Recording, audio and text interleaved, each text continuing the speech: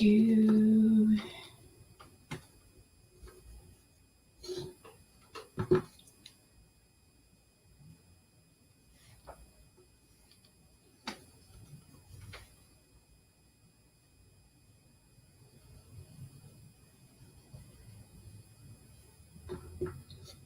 hello, hello.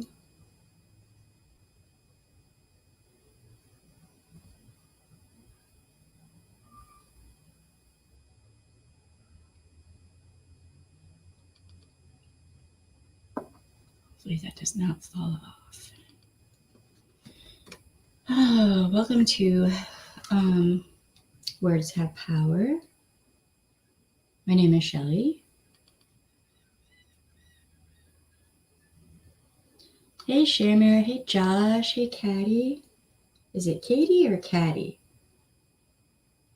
Because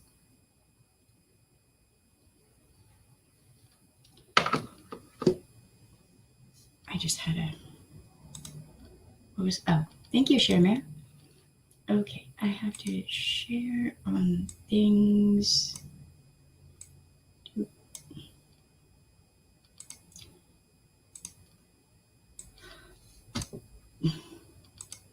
I have so many tabs open right now. Caddy, the second one. Okay. Katie. I forgot which one I said first. Because like you do.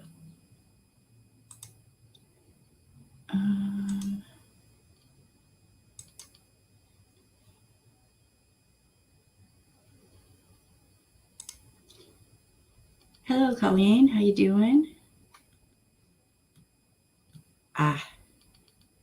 Okay, I will say Caddy because I'd rather not say the other one.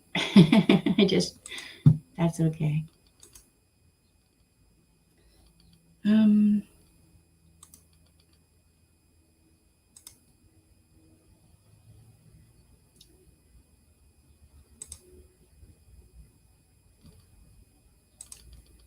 Sharing all the things.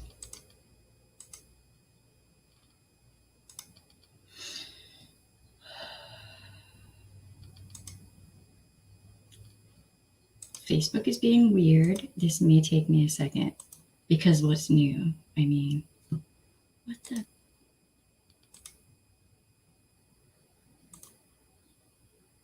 Finally, thank you.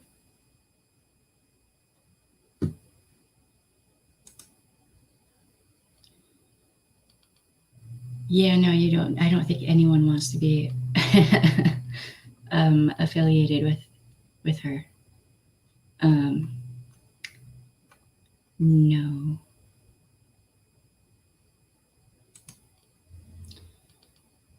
All right. Now I have to find. Man, when I tell you I have a lot of tabs open, it's not even funny. Okay. All right, I'm with y'all. I'm gonna wait for a second, see if anyone else jumps in. Oh yeah.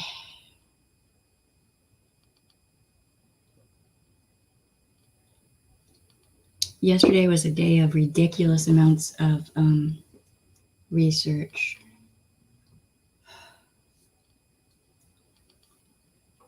So much research.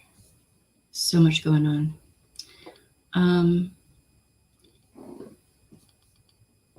All right, so there's this thing, toxic masculinity, and all too often it affects women and children. So with sexism, misogyny, hatred of women, a lot of the time you're going to have, if you have more than 5 tabs open, I have way more than that, and it's a lot. A lot of the time with hatred of women, racism, homophobia, transphobia, anti-Semitism, all of the hatred just converges, right? So classism, religionism, all of that, it all converges, and it affects many different communities and groups of people, right? But it does also affect men, most definitely. Remember to gently gravitate to the like button. That is funny. Um, some of these need to be shirts or something, or like a cup. Okay. Alrighty. So, okay. So, one thing I want to make clear right away is that if you are a man and you have some sort of intimate partner abuse going on, you can call the National Domestic Violence Hotline and they will help you. Yes, they will help men as well because men can be abused in relationships. It doesn't happen statistically as much as women being abused, but yes, men can be abused in relationships as well. We're going to dive into the whole point of why I'm doing this channel. Also, we should do the self-harm prevention hotline, if you get what I'm saying, because that will come up. That's probably not what happened, but it's going to come up. And also, thank you, Sharemare. All right. So I've laid a bunch of groundwork before in other live streams. And we've talked about the perfect victim, the imperfect victim, and how that can translate to how a victim of DV or masculine toxic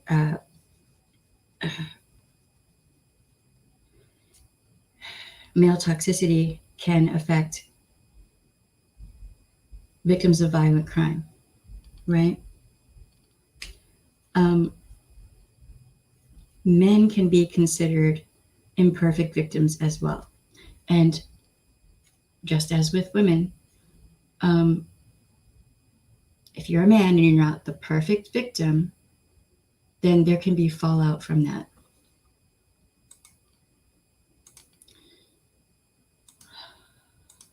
So how do I share this?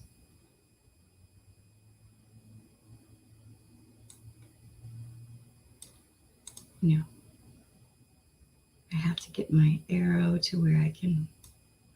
Okay, so if you have Twitter,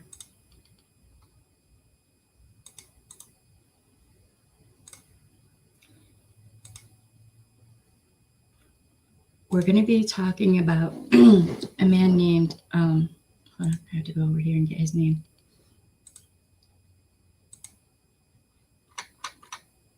Because they have a nickname for him. We're going to be talking about Donald Edward DJ Fickey.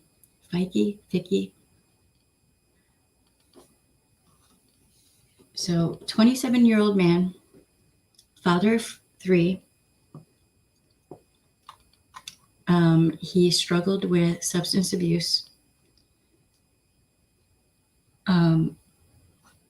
Please understand that usually people who are suffering with substance abuse problems, not always, but a lot of the time, they will have traumatic childhoods or situations come up in their lives, right? He was on and off, but he was trying to get his life straight. But as usual, it can be difficult to do that when you don't have a decent job that pays a good wage, you don't have a vehicle, and you don't have a support network that will, where you can have a place to live that is drug-free, that can help you get back up on your feet. But there was more going on here. There was a lot more. All right, so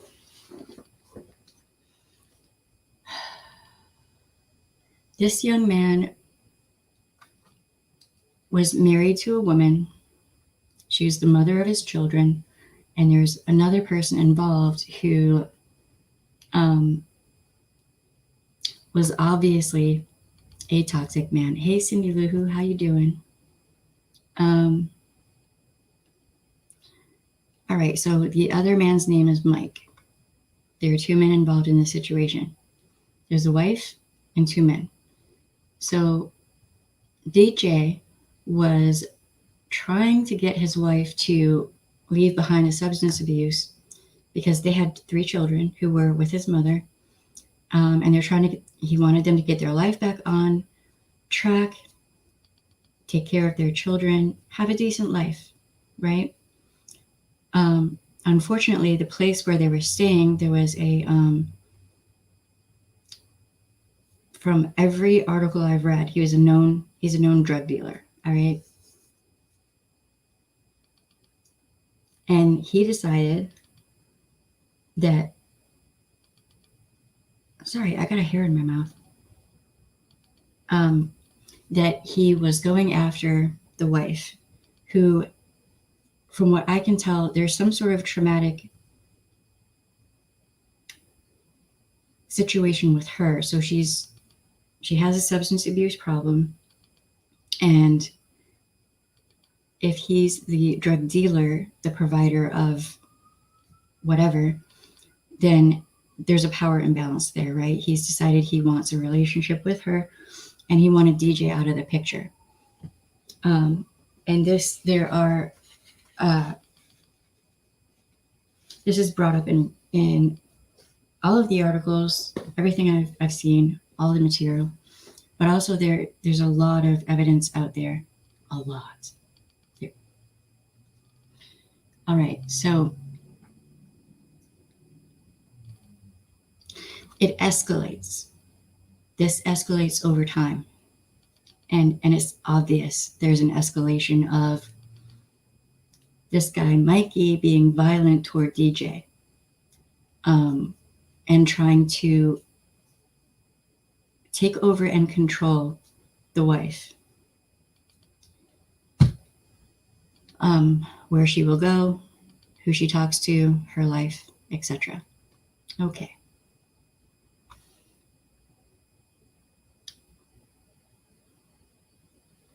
Let me get this back.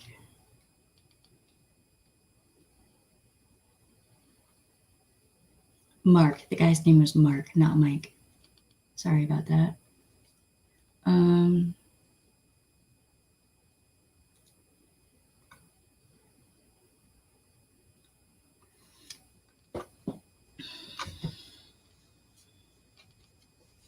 So DJ wanted to kind of protect and save his wife and get out of this situation.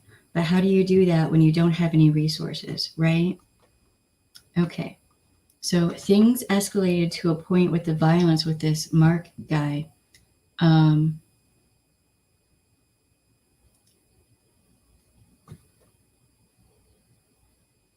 That, hold on, let me get to this one spot in this article.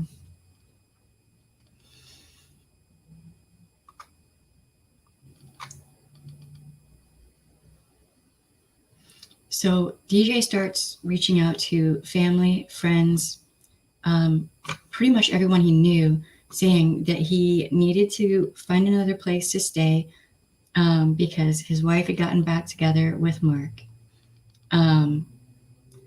And he keeps messaging people to see if he can move somewhere else. Why?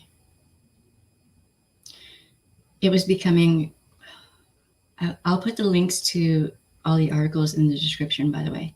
It was becoming increasingly evident to DJ that Mark was willing to do whatever it took to get him out of the picture and have Brandy all to himself. She's the wife. There are several friends that he told that Mark wanted to kill him and was being violent with him. DJ explained that Mark had recently jumped him as he was getting out of the shower and put a knife to his throat. Mark also went after him with a baseball bat, and in the process of defending himself with a golf club, DJ knocked one of Mark's teeth out, which ticked Mark off even more. This one friend said that DJ was covered in bruises on the day they went out to eat, and that the bruises looked like they came from a bat or a club. This guy, Mark, also did other horrible things I'm not even going to say on here in an effort to, this could have possibly killed DJ then.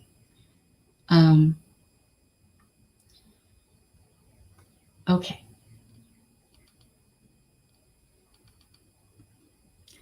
I'm going to try to say this without saying this.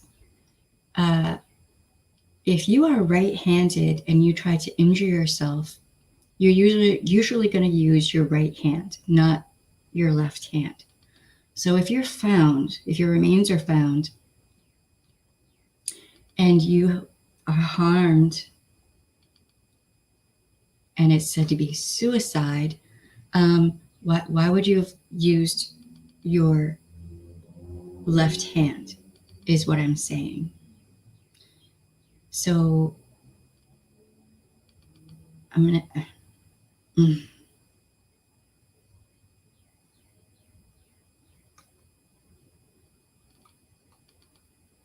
Okay.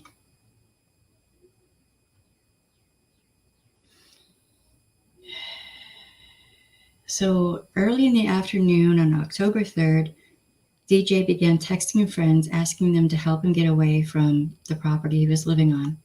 He was literally begging people to come get him, stating it would save his life, and that he and Mark were trying to harm each other. He texted his mom, quote, "You got to come get me now," end quote.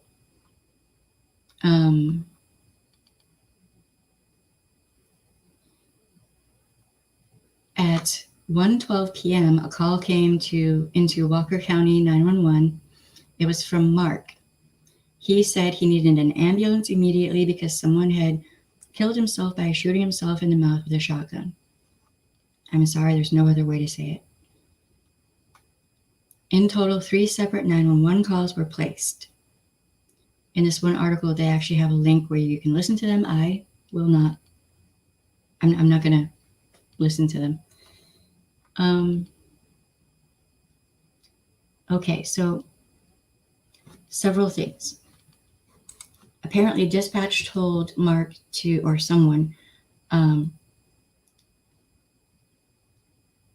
to see if there was a pulse or any indication that he was still alive. He was moved, DJ was moved, and apparently they were told to move the weapon.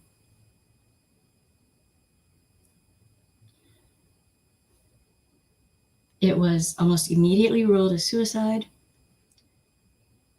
There was no GSR done on his hands. Gunshot residue should be checked on the hands. Okay. I have a degree in criminal justice. I'm an ex-sheriff's deputy. You're supposed to process a scene, right? And if you have somebody who's right-handed, but somehow they use their left hand and the wound is on, look, that makes no sense. So I don't think that it would have been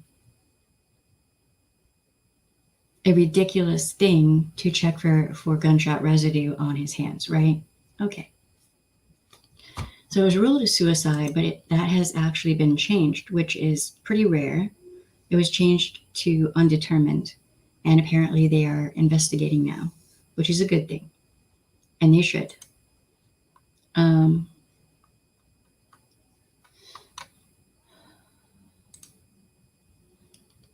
So GBI overturns manner of death in his case. In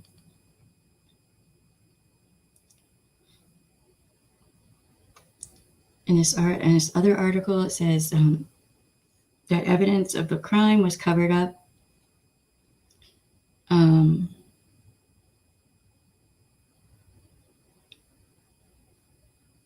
and there was just a lot of weirdness going on with the investigation afterward anyway.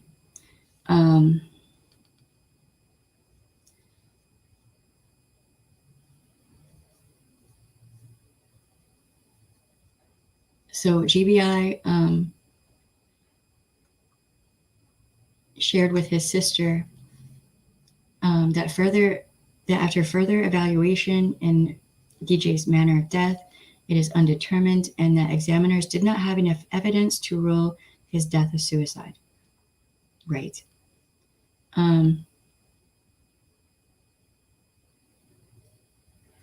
So here's a problem. The Walker County Sheriff, Steve Wilson, said he does not plan on opening an investigation into DJ's death because he says the GBI changing of cause of death is not enough evidence to investigate the case further.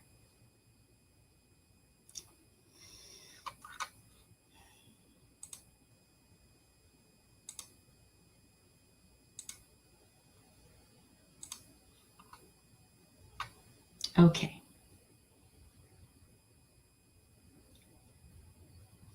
So if you have someone who is telling multiple people that there's a problem and someone's being violent with them and they're afraid for their life and they're trying to get out of that situation, and then that person turns up dead, suicide, and the person who is the violent offender is the one who calls into 911. What? And there's no investigation? There's not enough evidence to have an investigation. Really? Is it that, or is it he just wasn't the perfect victim? Because he had a substance abuse problem. He was poor. He's not the perfect victim. There's another case. I couldn't find it because there are so many that I couldn't remember the young man's name. But there's another case. This young man, no substance abuse problem. He was a good kid, just about to start a new career, dating a young woman. She was living with him. He'd asked his best friend to kind of look out for her because he was going to be away for work for periods of time. He receives a call from another friend saying that they think that the girlfriend and this best friend might be cheating on him. Like there was more going on, right? So he leaves his job, comes home, figures out what's actually going on. And there are indications that there was all kinds of like kind of a violent struggle between the two men. And then at some point, the young man stops texting with people, like nobody's hearing from him, right? This friend then goes to the young man's credit union, trying to withdraw money, saying that the young man gave him the card and everything, but not the PIN number. He doesn't have the PIN, so he can't receive the funds, right? Then I think it was like 2 or 3 hours later, that friend calls 911 and says that the young man killed himself.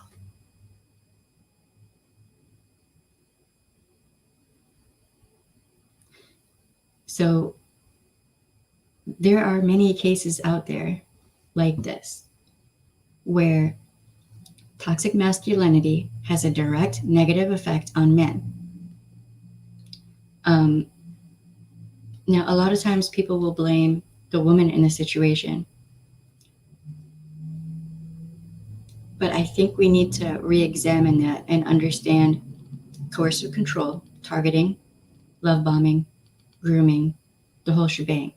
Because in both of these cases that I looked at, and I've looked at a bunch of them, but in these two, it was obvious that the offender, alleged, possible, in my opinion, offender, targeted the woman purposefully. And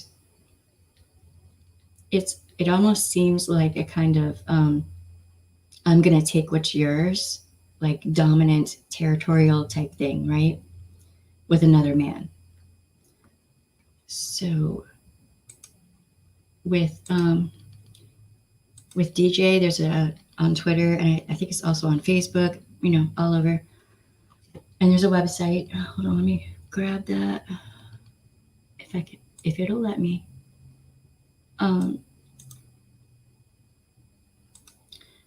So the families are left trying to get justice for their loved one. And most of the time, these families are not wealthy. They don't have connections to politicians and whatever. They don't have the resources to try to, get a possible murderer their day in court. So they have to go to the public and, try to get people to pay attention to what's happening.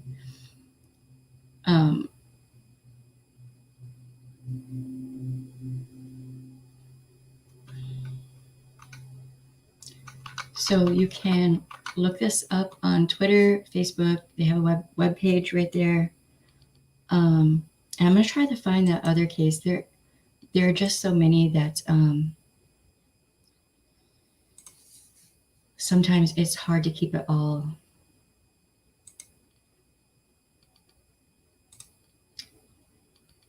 in line.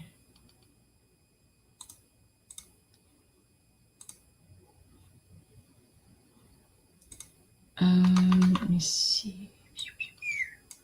So toxic masculinity has an effect on the community. It definitely also has an effect on families, on men. Here's a petition for DJ.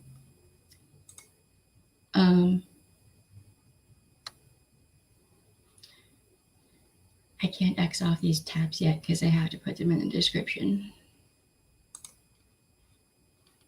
All right. Hold on one second. I have to find the other. And this also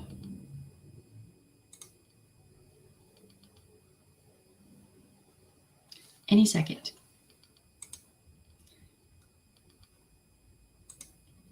Very clearly has an effect on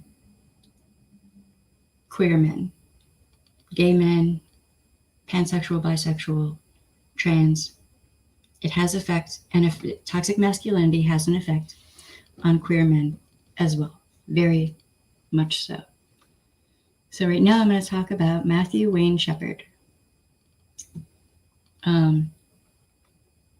He was born 1976. He was murdered October 12th, 1998. A young gay man. He's a student at the University of Wyoming. Horrible things were done to him. Horrible things.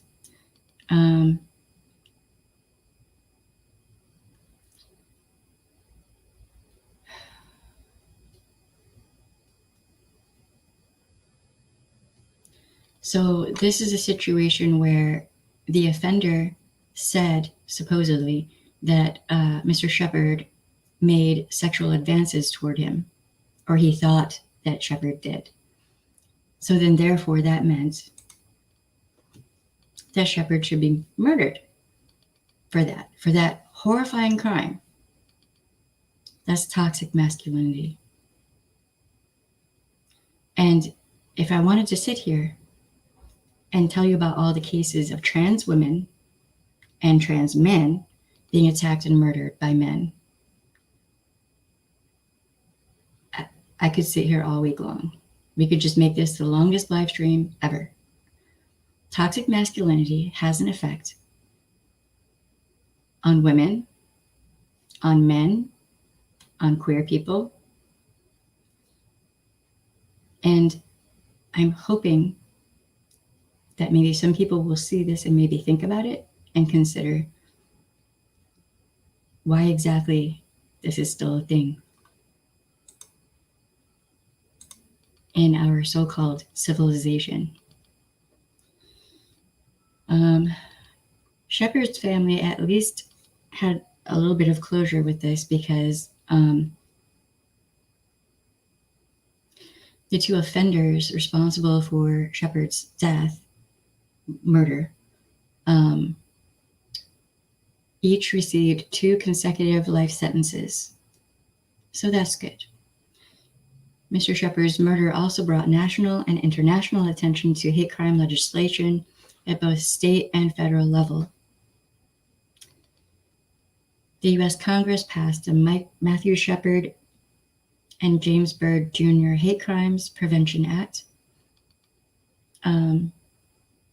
sometimes called the Shepard-Beard Act, and that was signed into law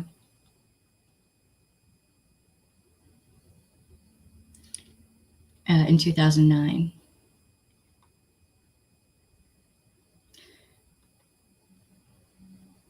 So I will predominantly talk about how toxic masculinity affects women on this channel, because statistically speaking, it does affect women and children far more than men, but it does also affect men. So if you're a man and you think you're safe, you're sadly mistaken. If, there have been situations where one rage monster man thinks another man is gay.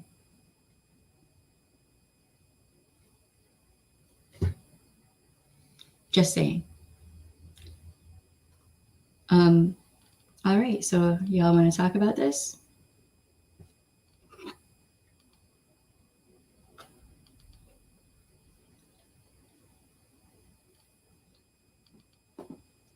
Oh, thank you for putting that up there, Sharmir.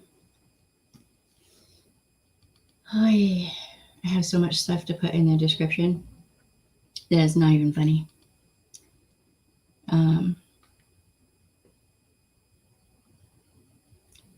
So yeah, I feel really bad for his children, DJ's children, and just his whole family.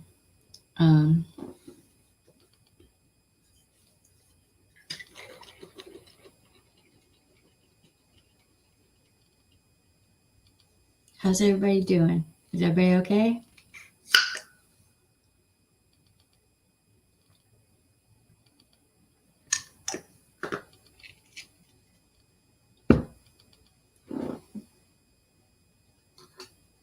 Keep forgetting there's a delay.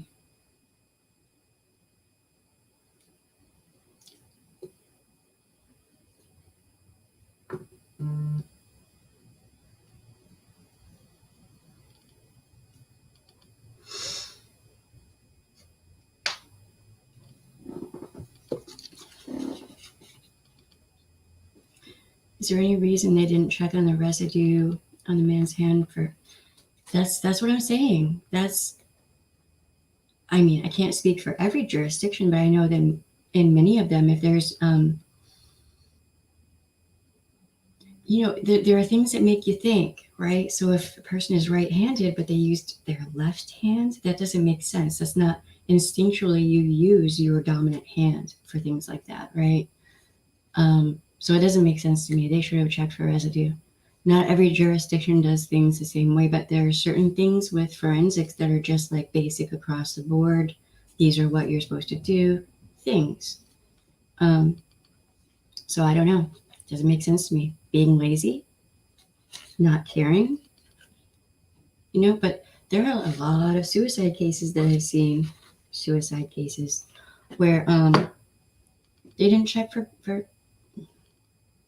that it should be mandatory. It just should be mandatory. How I'm glad that I'm not looking at these 3 cases right now. I'm glad that I have a break from that.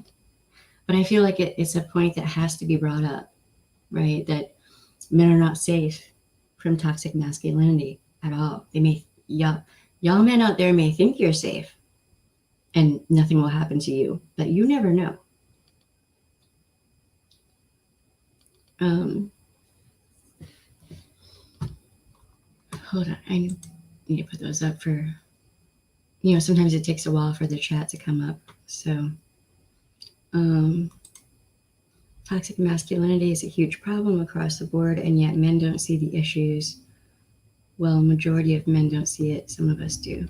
Yeah, it is. It's, good Lord. There are so many different cases like this that I couldn't find, for the life of me. I can remember his face, but I couldn't find the name of the second case that I wanted to talk about.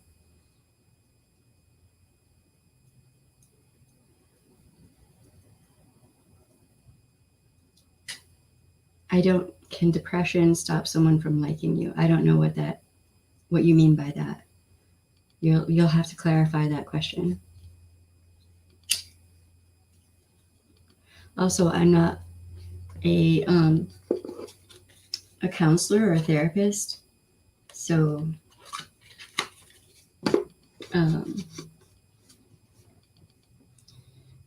I would think that depression might just kind of numb a person out. May not be that they stopped liking someone, they just might be just numb.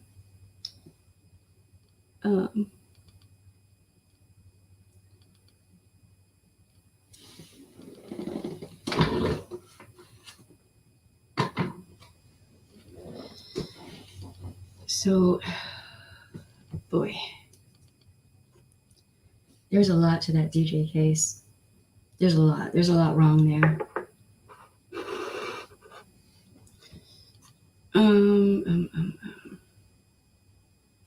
And I am going to have another case that I talk about, but I'm doing a separate stream for that one.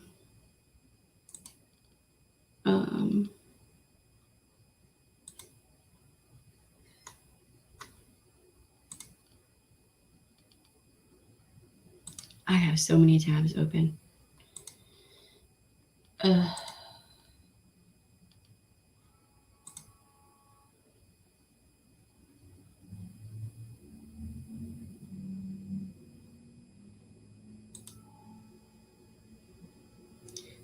Right. I'm not a trainee therapist, but depression can get to a point where someone gets too depressed that they don't want to feel good or bad feelings. Right. Or maybe, like I have depression off and on. And, you just get kind of,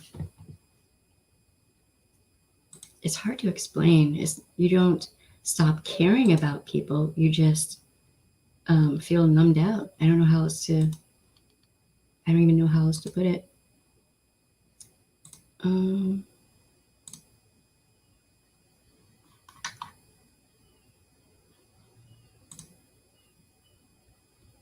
Where's that one? There was one that I wanted to.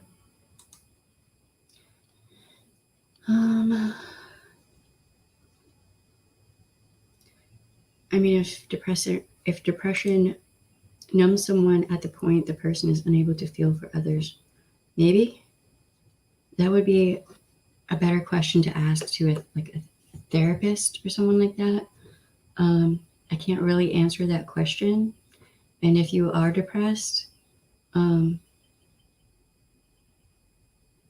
if there isn't a hotline for depression, there should be.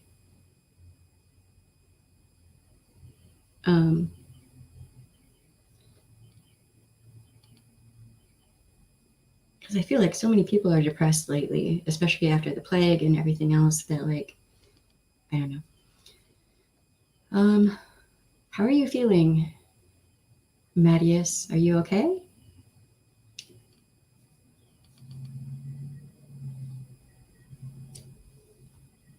I'm not a therapist either.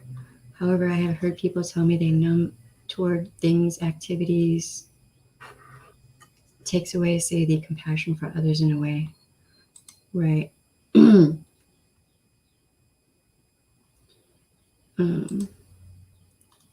Yeah, it is hard to explain. It's hard, like, I don't stop caring about people if I'm depressed.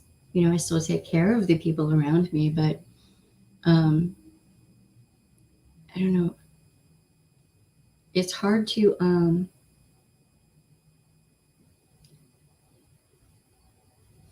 like, if I'm depressed, I have to kick myself in the ass to get myself to, like, do certain things. Like taking care of baby girl, I just do it, right. That is my main focus in life. But it can be hard to get me to, motivated to do things I really like to do. So that's definitely a question for a therapist, though. And I wonder, with a lot of these cases where men attack and kill other men,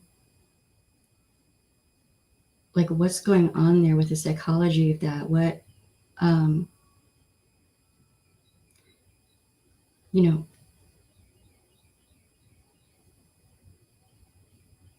why so much violent rage toward other men is what I'm saying. What's going on there? I've read a bunch of papers and stuff on it, but I don't think I fully have a handle on that yet, enough to really fully talk about it.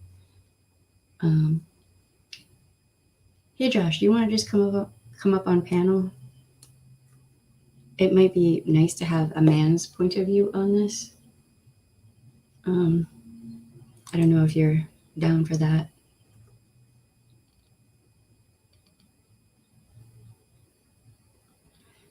Right. And see, the self-isolation might be actually a bad thing. Like, I'll force myself to go outside, put my feet in the grass, like, let me, hold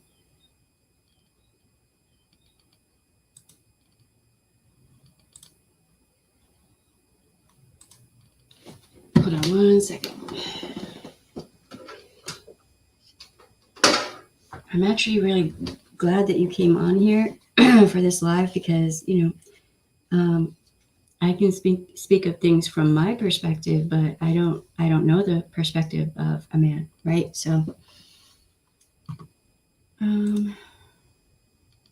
okay, I'm going to send you the link on the Discord if I can find you.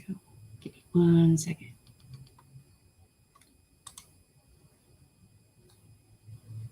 If you go to the Discord,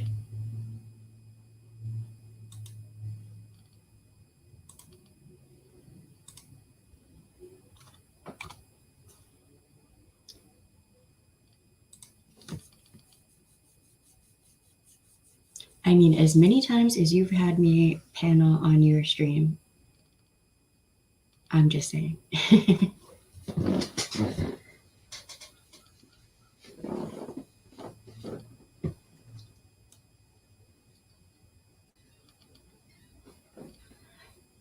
So yeah, oh, right. Thank you, Shamir, for all your work. Oh, damn, we got the UK, we got Ireland.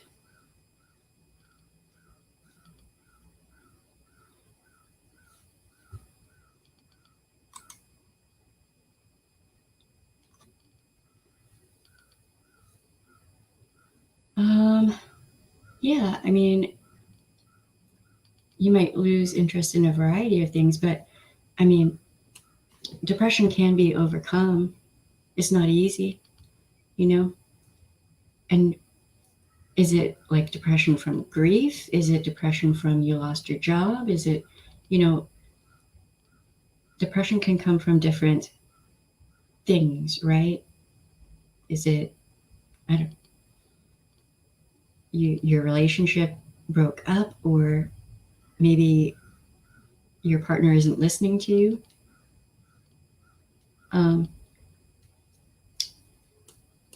Things can be fixed. Anything can be fixed, right? It's just a matter of figuring out what the issue is and trying to fix it. And for me, if I'm depressed, I'll focus on one thing at a time, get one thing at a time done, you know, pull myself up out of the depression. That works for me. I'm not saying that would work for other people.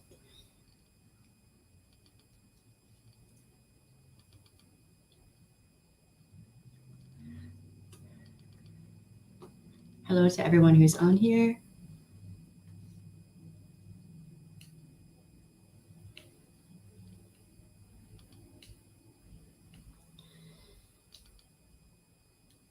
Veterans Crisis Line. I'm going to have to go through here and do like a Word doc with all of this stuff because it's probably a good idea to put those resources out there.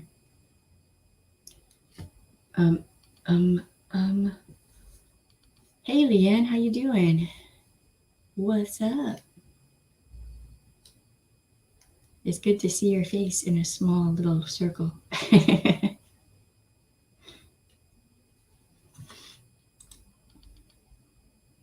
I don't know if Josh is still on here, but I put the link for him in the Discord, in the general chat. General chat. Jesus, don't say that too fast. Oh, there he is. Hello. Hello. I had to go make a coffee. Oh, right. I totally get that. Yeah. So,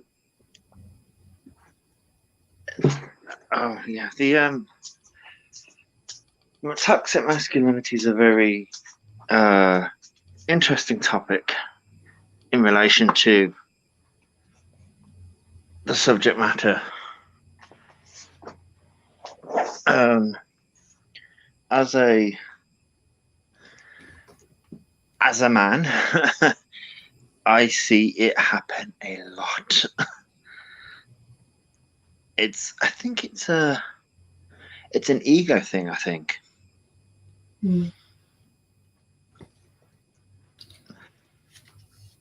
That makes sense, but it also seems to be kind of how men are expected to behave. If you're a man, you're not supposed to, just from watching men, like, well, a friend of mine was actually ridiculed by a male family member because he was crying at his mother's funeral. Oh, I was like, what? If there's ever a time to be emotional and cry, but rage and hatred and violence seems to be like a more acceptable outlet, which it isn't. It's No, I think it's gotten better over the years. Well, it depends on in which circles you're in, but in some circles it's gotten better, and like in some circles it's accepted that men can express their emotions and stuff like that more, but then in other circles it's like, nope, that's still not allowed. Right. It's like I don't understand it, because when the way I was raised, it was a case of like, you could be who you wanted to be and express who you wanted to be. But then when you went out into society, it's completely different. So it was like, okay, I don't know which way I'm supposed to behave here.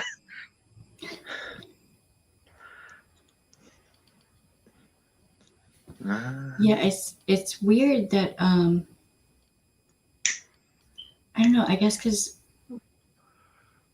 the men I grew up around had no problem, like on the one side of my family especially, the men have no problem hugging each other. That's a thing. They will bear hug each other, and they're gonna like break things in the process.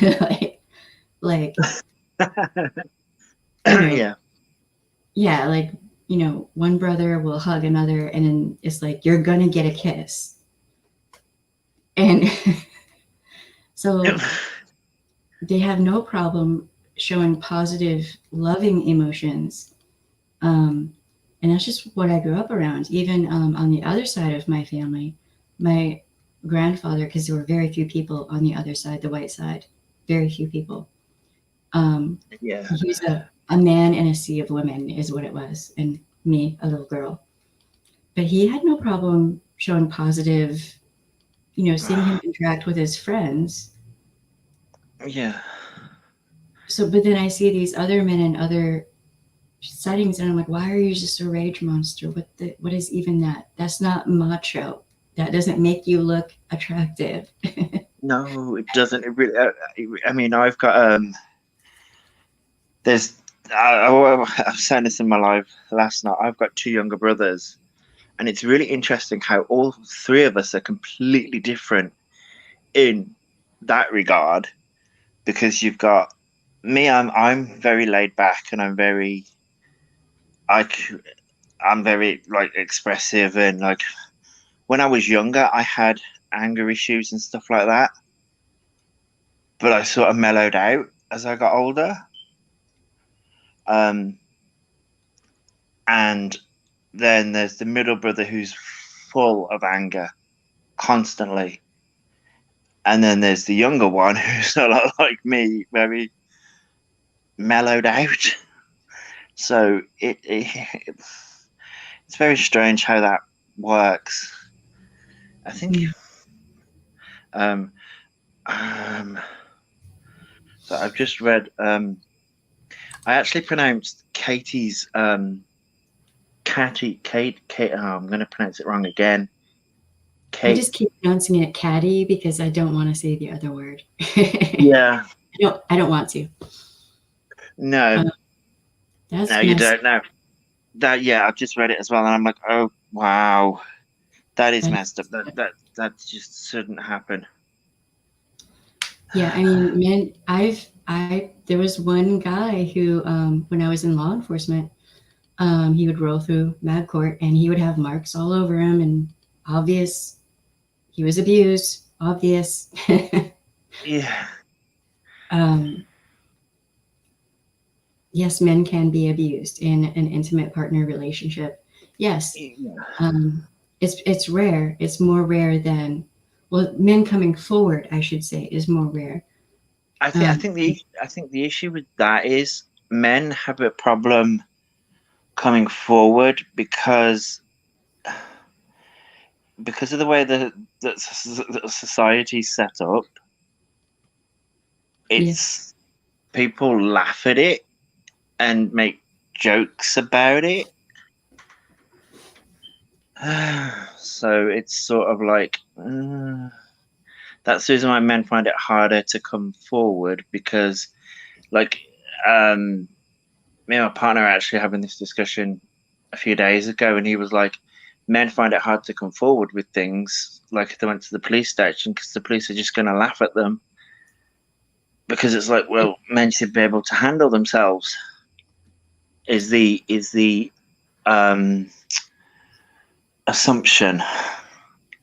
yeah. I mean, but then, well, like the one man,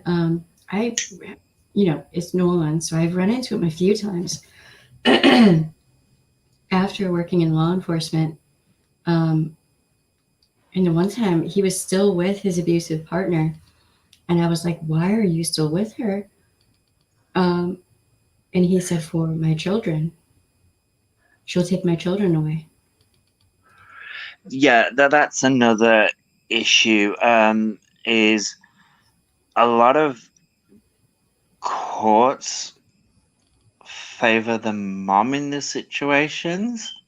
I know, like in recent years, um, a lot that has changed. Um, well, I know it's changed here in the UK. I don't know what it's like in the US.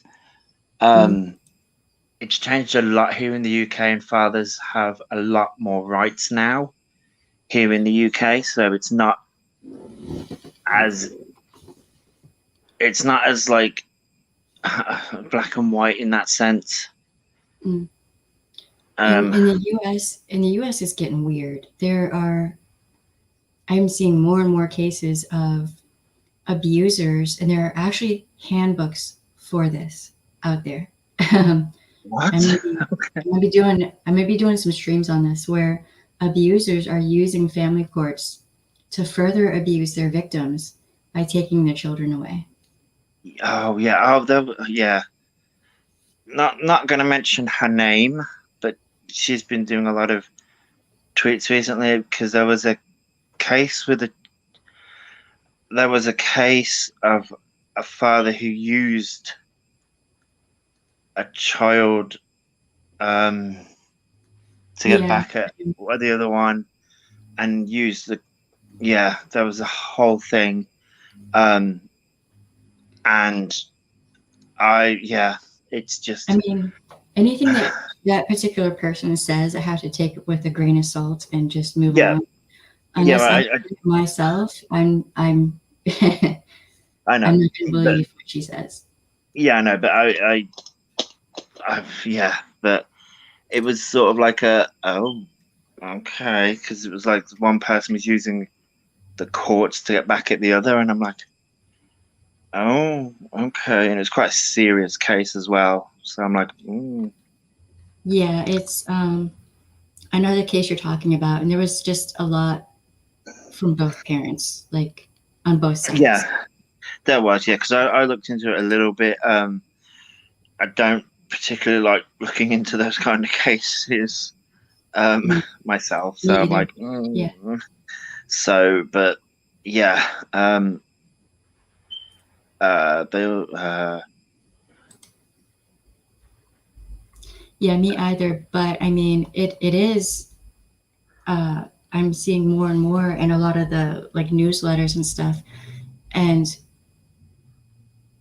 cases where there's a clear, long history of an abusive spouse, and the courts won't even take that into consideration. They're like, "Oh no, you're just trying to use that for parental alienation," and I'm like, no, no, that's yeah, no, it's just, I think, yeah, there's, I don't like it when they do that because I've seen what it does to.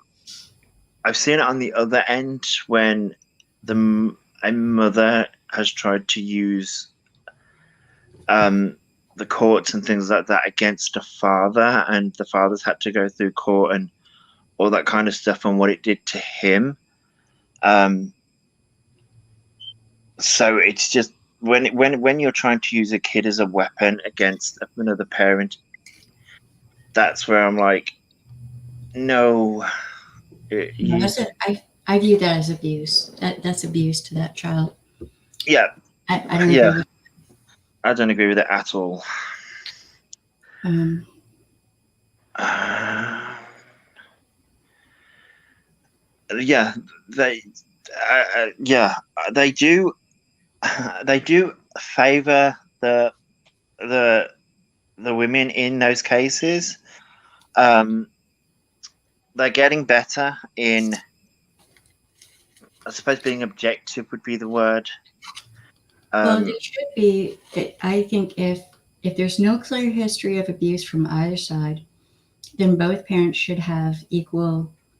If there's no like dangerous situation from one parent or another, do you know what I mean? Then both yeah, parents should be equally parenting the child. yeah, Um, of course, yeah, unless you have like a baby and the mom's breastfeeding, do you know what I mean? yeah, That will complicate things. mm. Breastfeeding is hard. Can confirm. Um, but then also they should also listen to the children, and if there's no clear indication of coaching or anything like that, maybe a child is just more bonded with one parent than the other, or we need to start listening to children and looking at them also. Do you know what I yeah, mean? There's just a lot of um, there's a lot of weirdness going on here in the U.S. right now, is what I'm saying. yeah. Uh, See, um, here in the UK, things are a little bit different, I think. I mean, things are still a bit weird, but I think that, I suppose, and correct me if I'm wrong, but in the US, because the UK compared to the US, we are tiny, but like the US is massive in Yeah. comparison to the UK. Um, and I think the reason why the court system is so weird in comparison to the UK is basically, yes, we like, for example, like there's like we've got like different places like Birmingham, London, Manchester, those kind of things, but they're not different. They're different. What's the word? They're different counties, but they all have the one law system. Right. Whereas I think, as I say, you can correct me if I'm wrong, but I think in the US, if I remember this correctly, you've got like so like take New York for example, will have a different law system to say Kansas comes into my head, but I don't know why. Um, and like and like New Orleans has a different system and things like that. I think that's Well, my. You can you correct me if I'm have wrong, but you have federal code, and there are certain things with that, right? That just goes across country. It's national. Um, like ours, but yeah. then you have state. So in Louisiana, we still have remnants of Napoleonic law, which why I don't know, but we do. Um, just because. So different states may have different codes in relation to certain things, but then also like, and you have different kinds of courts too. So you have criminal, municipal, family, juvenile, you know, traffic court, whatever. So family court is kind of, it is a weird thing. Yeah, I think Hmm? I think here you have like like different like criminal court and then family court and civil court and things like that. But I think the way in which ours work is, you know how you've got the federal court where it all runs on one. I think that's how ours run. Like it's just the federal court. We don't have like state court. Ours is Right. just a federal court and that's it. That's interesting. Here, I, th- I think it's because we, ours is just we're just a tiny island.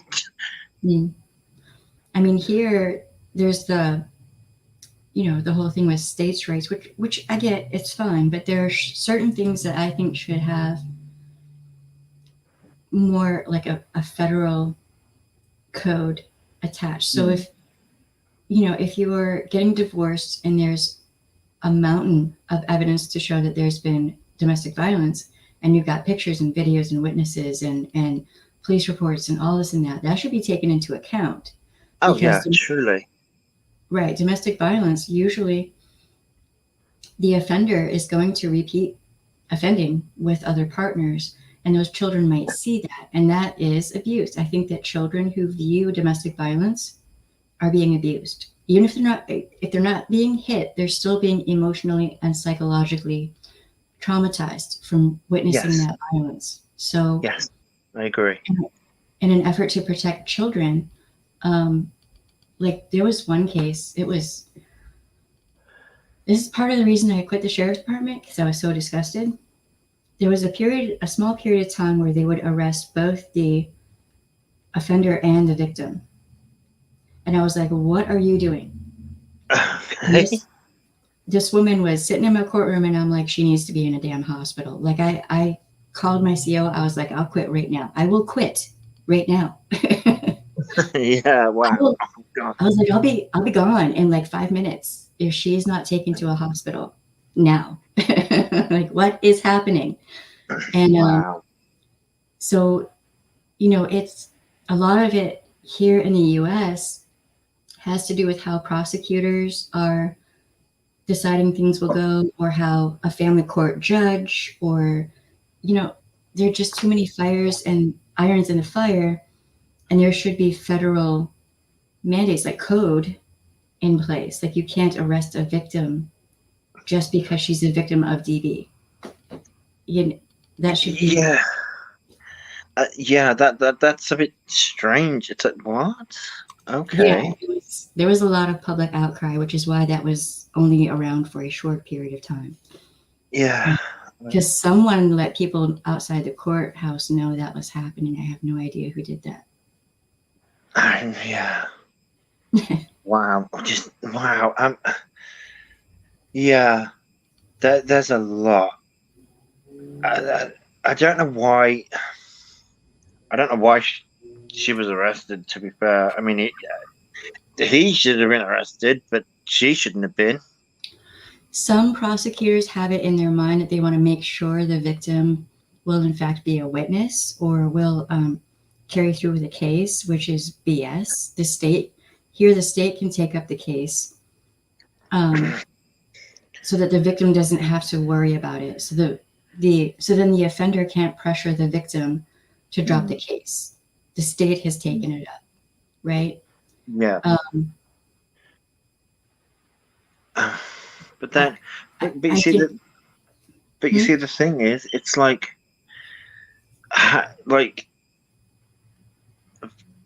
from a psychological point of view, because I'm like interested in like how like the like how, how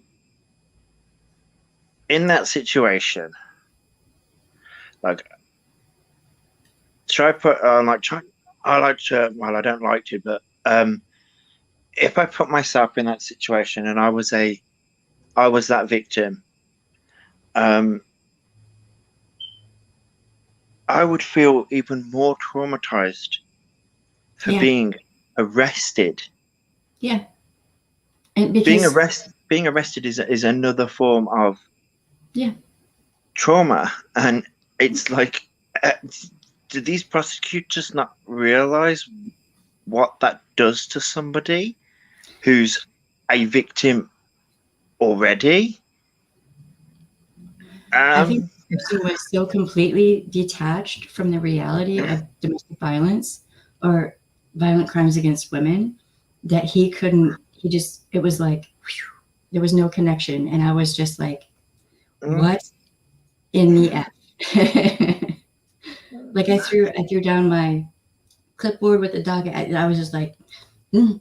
In the middle of court, in the middle of a judge, in front of a judge, and the judge, thankfully, my judge saw what and got it, and we were on the same page, because judges can be tricky, right?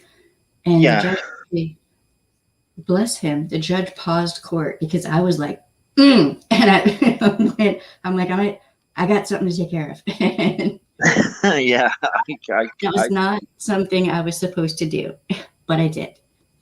Um, but yeah, I can. This is the reason why I couldn't. Me personally, I couldn't do that. Well, I couldn't do that kind of line of work because I would lose um my cool a lot. I'd be like, nope, I'd be like you in that situation. I'd be like, nope, this is not happening. yeah, and people have wondered why I cuss so much. That would be why. That was where I really started cussing. Um, Yeah. there were times when I would just go in the back room, or I would go outside and I would just cuss. It was just a stream of thought cussing. Yeah, I can. um, Yeah, yeah. I bet. You'd be.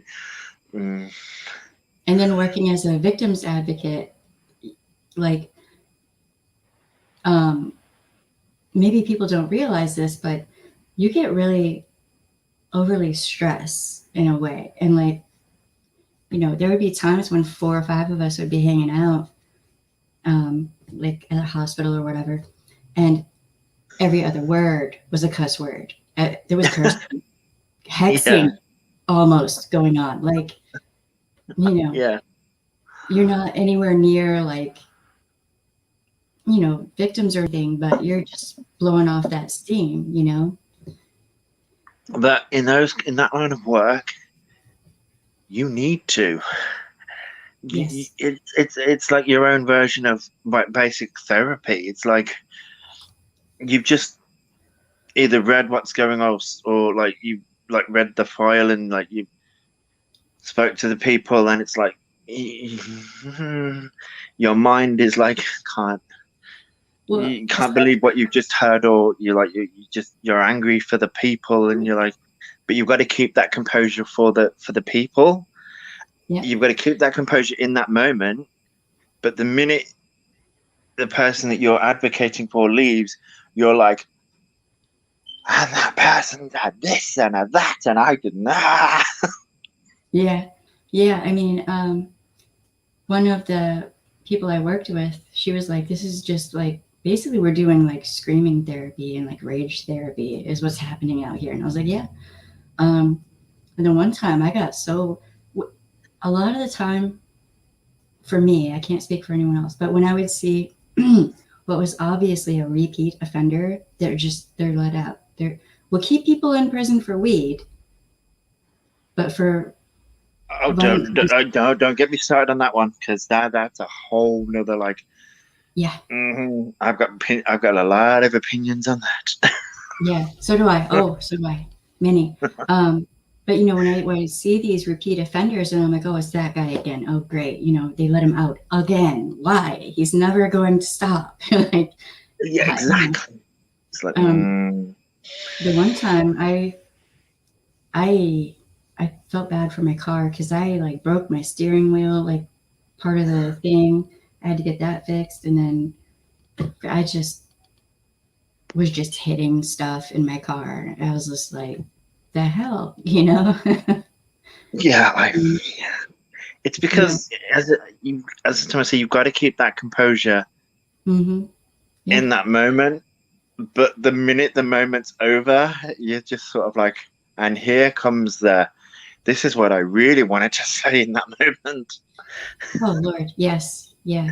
And man, one of the ladies I worked with she was multilingual, and she would just go off, and like I'm here for it, and I'm trying to pick up all the words you're laying down so I can use them. Like, Yeah, um, but yeah, like there's this weird assumption that if you're a first responder or what have you, that you're just this like robotic human who like yeah. feels nothing, or has no response to whatever you're seeing, and that's just not even appropriate That's to. not true at No. all. It's like you do the things you see and the things you hear about, and it's like we're not people aren't robots. People have emotions and people have feelings, and it's like, yeah, it's it's like it's, I suppose it's like people who complain about this is like going back. This is going into like the YouTube world. Um, people saying, "Oh, you've got to have no biases," and um, uh, like if you're like reporting on like if like news reporters on YouTube, or we're going to say law reporters on YouTube, um, it's like you're meant to have no biases, but it's like the people reporting on these things and stuff like that, they still have emotions and still have feelings towards cases or news reporters. And it's like, of course, people are going to have biases. Yeah, I mean, everyone has their own perspective, and everyone's going to have their own opinion on whatever. Exactly. But when and there's nothing wrong with that as long as you're like honest about it, I feel, Yeah. right? Yeah, of Um, course. Yeah. And if you're trying to show both sides and like actually compare and contrast and like, you know, open up a dialogue and conversation about something, fine, that's fine.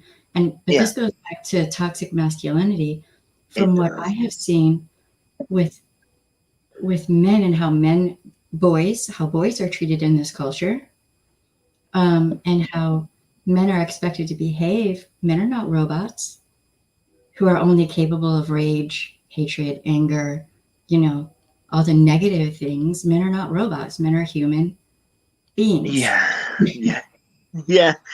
I know that the way society works, people would like to think that men are robots and only capable of showing rage and anger and that kind of thing. Whenever I think of that, I think of football. Well, here in the UK, it's football hooligans. Because God, when football season's on, yeah, there's a lot of shouting. There's a lot of anger. There's a lot of yeah. There's a lot of That's raised. That's weird. When I was in London briefly, like for like 2 days or something. It wasn't long enough for me to make it to Scotland or Ireland or you know. I had a list and I did not achieve that list.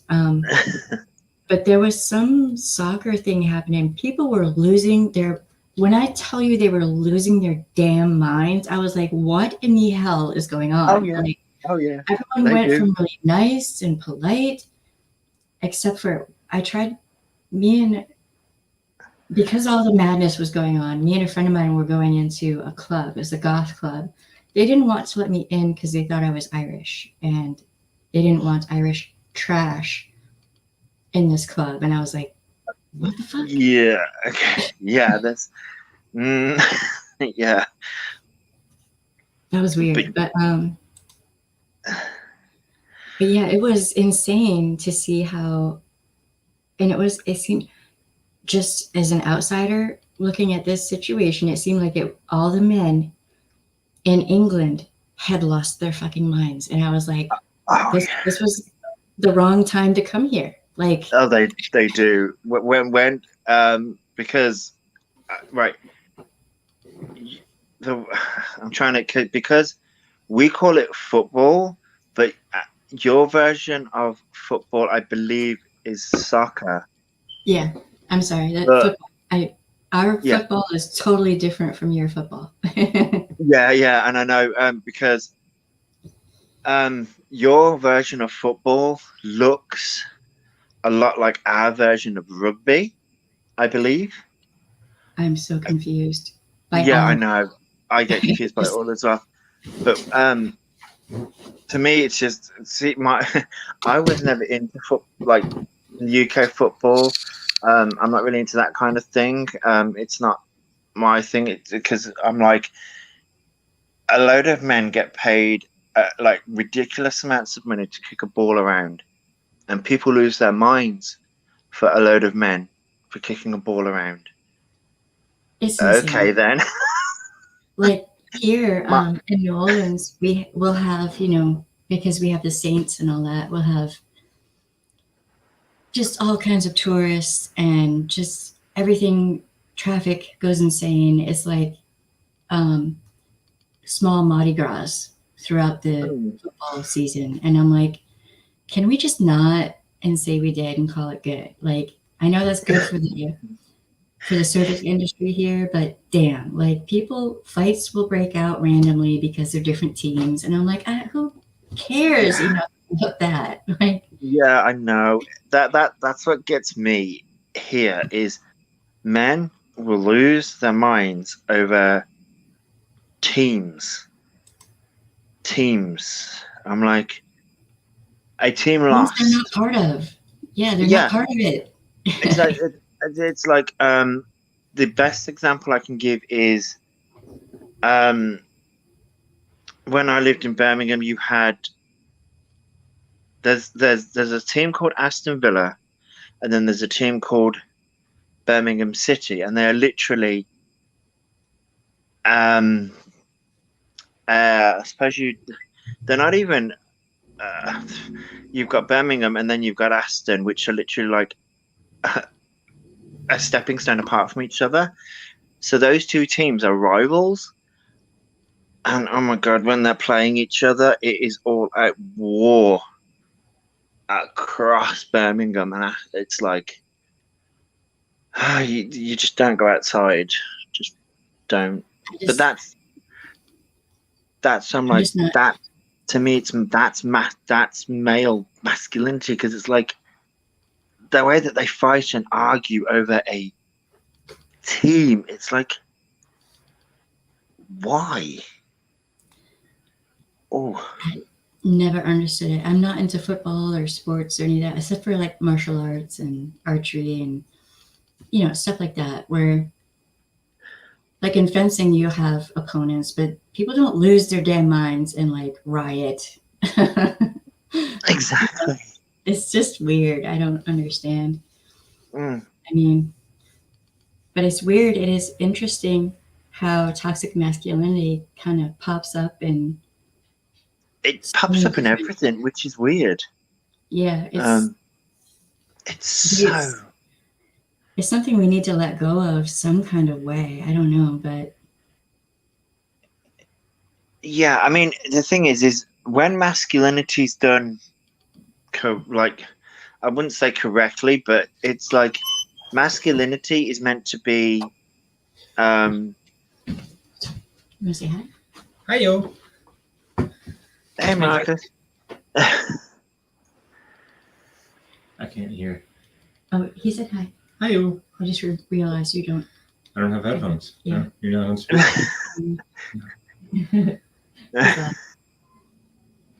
It's fun. We're talking about toxic masculinity. Oh, I love toxic masculinity. It's my favorite flavor of soda to drink. What?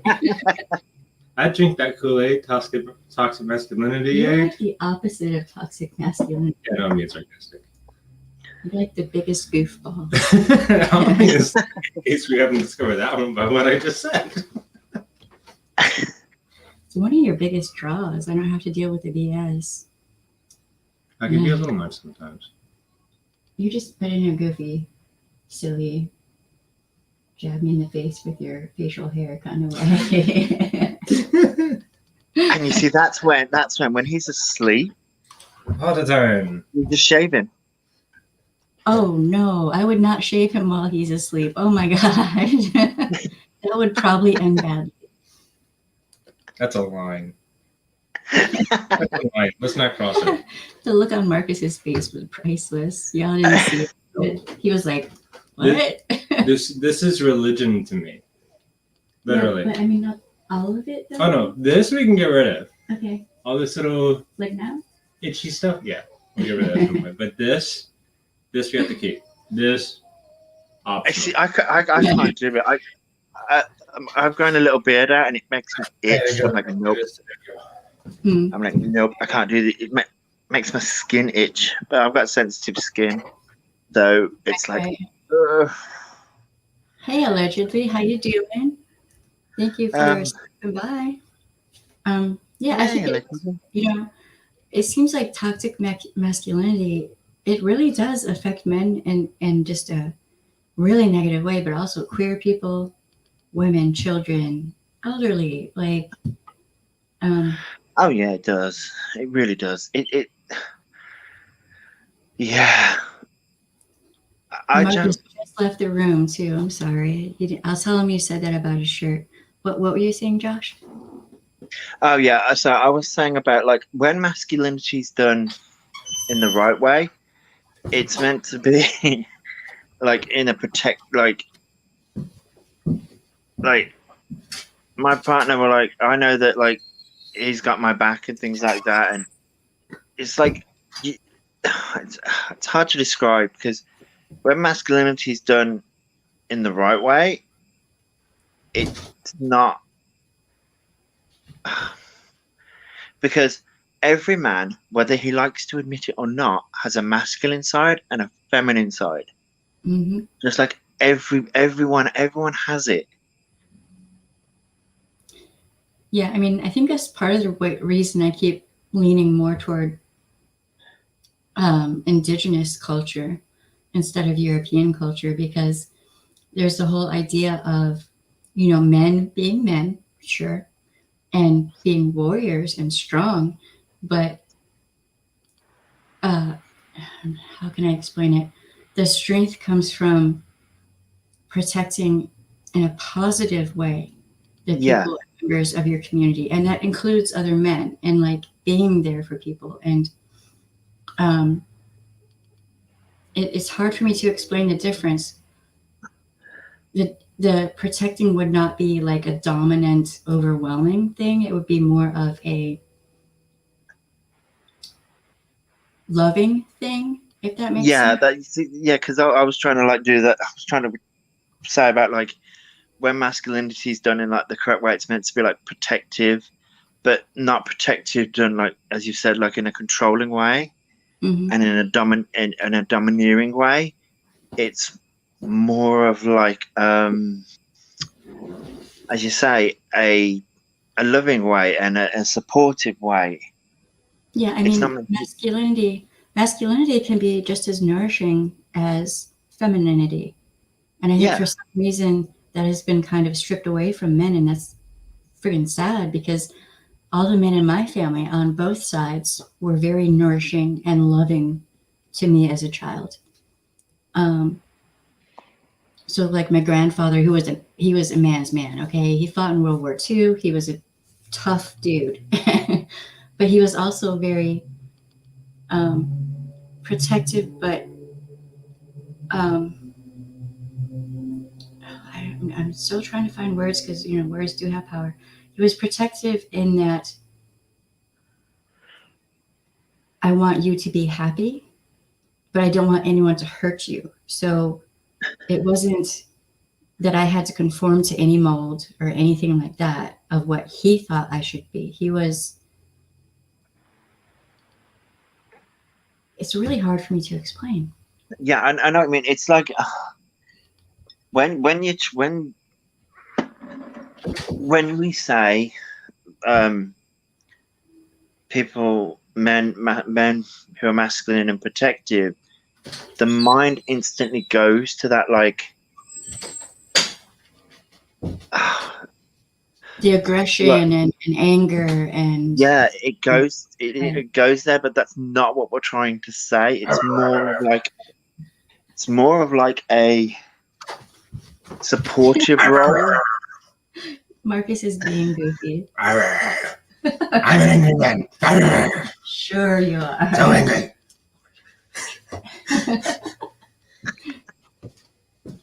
Oh, Uh, Anne likes your Slipknot shirt. Thank you, Leanne. See, he's definitely in tune with his feminine side, though. Oh, girl, you know it. oh, you did not just do that. Oh, trust me, he has a very strong woman's side to him, which I think is why we mesh so well. But I think that's where, I mean, I get on. I mean, I'm surrounded by a lot of female friends. I don't generally get on with men, but that's only because the men that I've been introduced to have been the very toxic masculinity men.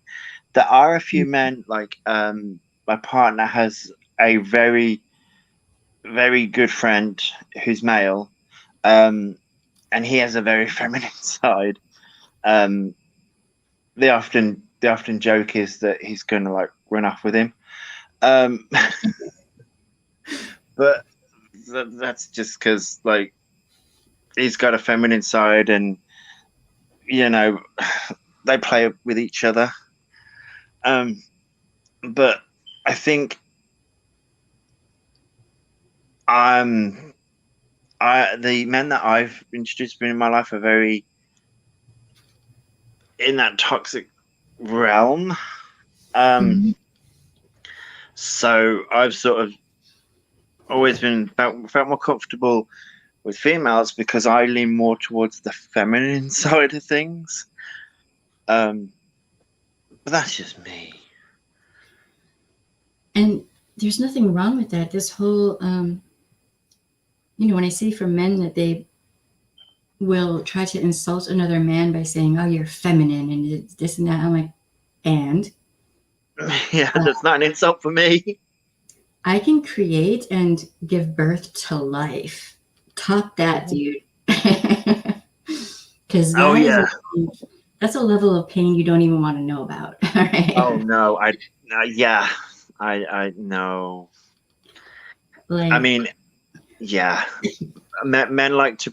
I know a lot of the on the toxic side. A lot of men are like, we're strong and we're stronger than women, and I'm like, and you've not had to carry a child for 9 months and then push one out. It's like, yeah. And what did they say? I read somewhere, or I saw it on and I think it was on a comedy sketch show actually, that women, when they're like in mama mode, a woman actually has the strength to lift up a car yeah, to yeah. protect her child. That she has superhuman strength when Mhm. she's protecting a child. That was one of the things my FTOs warned us. If you have an upset mother, you have to be really careful. Um, and, we would talk about those things because, and thank God we did, because I had a mother in, so there's the courtroom, and there's an office right next to it. And this mother was in there freaking out because her child had been arrested. She was having seizures, mini seizures. And she was arrested for drunken disorderly, because that made all the sense. So this mother is freaking out, and man, I thought she was going to tear that office apart. I was like, dude, this is bad, because for mothers, we have so many chemical things that happen within us when one of our children is in harm's way. So you've got that adrenaline drop, you've got just a lot of endorphins and whatnot kicking in, and Yeah. and the emotional aspect.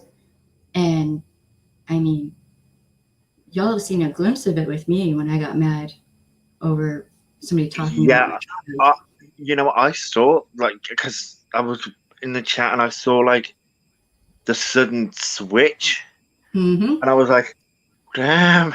I was like, don't want to get on the wrong side of you. No, my oldest, when she was little, we were at Wally World, and some guy started unhooking. She was in the egg, the car seat. He started Oh yeah. unhooking that. I don't know what the hell he was thinking he was going to do, but he was wrong. I lost my mind. And there were other women up and down the aisle. And as I looked at them, I could see it flipping with them too, the mama bear switch. Like, it's just instinctual. It doesn't matter if it's my child or someone else's child. I would probably catch a charge to keep a child safe. That's Oh just, yeah. It's just I think see this is where, and I don't want to sound bad for like fathers, because a father can be just as like mm-hmm. protective of Oh, a yeah. child. However, I'm like, I've seen fathers be protective, but I haven't seen it to the level of a mother being protective. I am like, um, I've seen mothers like come out of the house with a knife in their hands, going, "And what are you doing to my child?" It's like, oh, I mean, this wasn't to me. I was across the street at this point, but like watching what was happening. But I was like, okay, I don't Yeah. know what it's like. Uh, I mean, as I say, fathers can be protective, but mothers on the other hand are like, yeah, I don't want to get on the wrong side of a mother. Yeah, no, that guy who tried, I don't know what he was trying to do with my oldest, but thankfully security got there real quick, because it was almost like it's out of the thing in The Handmaid's Tale where they're like stoning the guy, they're like killing the guy for whatever crime. They were just women, and it was about to be a bad day for that guy. And oddly enough, I was in uniform when that happened. Like I stopped by Walmart after work, and I did not give a flying F. Like I would, nothing mattered Yeah. but my child. Like that was it. Security came running. It was a good thing for that dude because us women folk were not having any of this shit. Like Yeah. that So was bad. how does just put another one? Fathers will wow, chat jumped. Fathers will die for their kids. True. Mothers will kill everyone. Yeah, yeah. It's like true though. Fathers will like put their lives on the line for the child, but a mother will be like, "Yeah, I'll put my life on the line for the child, but I will also come back, haunt, and kill every single one of you who Yeah. did my child wrong." Well, It's there like, there have been there was one case here in Louisiana. This is part of in my training in the sheriff's department. There was this guy who he was a really bad offender, and the father of the child uh, found the guy at the airport and took care of that business. Um, yeah, you know, that kind of thing. yeah, And that was caught on camera. He did this in front of cameras. He did not care. This father did not care. And everyone in the state was like, yeah, yes, we agree with that. Because this guy was just that bad. Um, so, yeah. Oh, yeah, the arm thing. Yes, that is instinctual. That's arm thing. Sorry, let me. Yeah, when you're in a car and like there's a sudden stop and your arm goes over your child's body, like they got a seatbelt on, but that doesn't matter. You need the mom arm too. Oh yeah, I've seen a lot. I've seen a lot of moms do that, and my mum used to do it to me when I was in the car, even as Mm-hmm. a teenager. Mm-hmm. Yeah, my oldest is 18 now. It doesn't matter. I'm still going to do the arm thing. I'm 33. I suppose it's like because of that. I don't think it matters like whether I have the medical conditions that I've got or not. But I'm 33, and my mum's like, she still to this day treats me like like I'm still like a teenager and a child, and she's like, yeah, she, she'll call me up or message me, and it's like, are you? She asks me, are you okay? I'm like, yeah. 5 minutes later, are you sure? I'm like, yeah. That's just And part then of again, being are though. you sure? I'm like, I've said twice, yes, I'm fine. Yeah, I mean, my mom, I'm the last time I went up to visit with her, we were driving somewhere and I think I was in the passenger seat and she still did the arm thing and I'm like I think at the time I was in my late 30s. I'm like, you're still doing this? Like what? So like, it's like, yeah, it makes me laugh because I'm, I'm like in my, I'm like, I'm over 30, mum. You don't need to protect me. But she's still like, I can't remember what she says, but she's, it's instinctual, I think, of a parent. Mhm. It's sort of like, no matter how old you are, they're just like, no matter how old you get. I mean, with my oldest, I have to consciously because I want her to have her autonomy and whatnot. I have to pull myself back. I can't tell her she's a grown woman now. But in my mind, I'm remembering the baby that and it's hard. It's really, really hard. Yeah, yeah, And it is that instinctive need to protect. And it is, doesn't matter if I'm like 100 and, she's got children and grandchildren. I'll still be like, are you hungry? Are you thirsty? Are you hydrated? Are you doing your self care? yeah, yeah. And that, it's just, I think that's, I mean, I've got friends I'm friends with like I'm friends with an entire family, so I hang about more with the mom, but I'm friends with like the kids who are like 20 and 20, no, 22 and 25, I think. And yeah, it's like I see what's like Mother Bear mode in action a lot.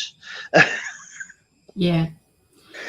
Yeah, that happened again recently at, well, this wasn't recently. I think my daughter was like 15 or 16. I turned my back to grab some like salad, and I looked back, and there was this older guy like talking to my daughter and like checking her out. And I was just like, I will fucking kill you. I'll kill you. Like, I will kill you. And he looked at me like I was nuts. And I was like, no, you're not understanding. I know what's going on, and I will kill you. Yeah, yeah. I You think know, yeah, it's just, yeah, because you got to be safe, haven't you? In today's climate and world, you never know who you're talking to. Yeah. Um,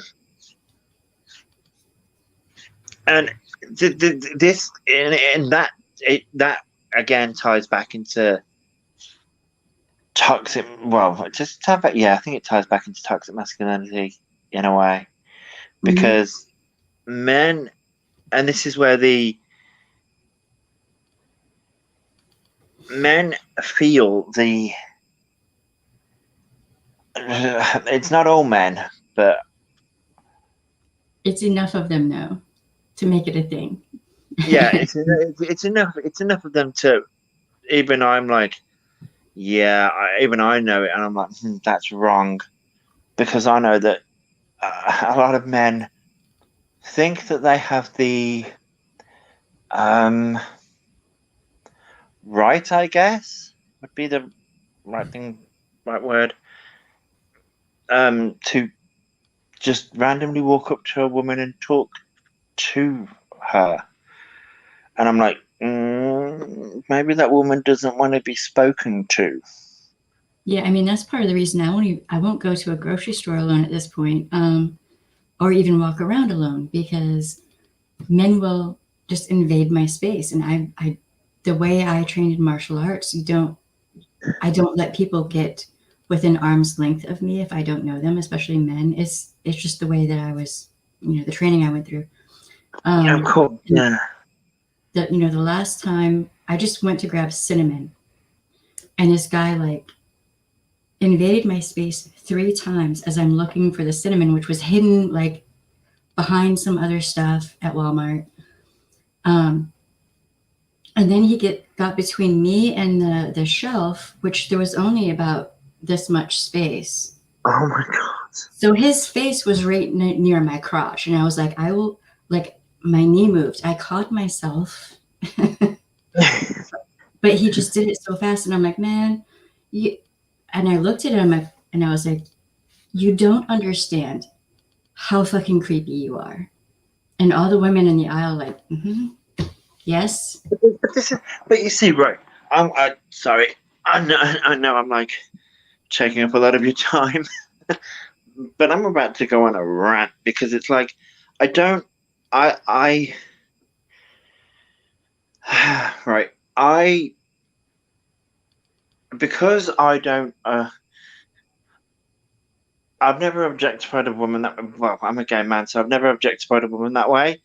I don't objectify a man that way, but I'm like, that's because I have like this thing called boundaries. Um, Right?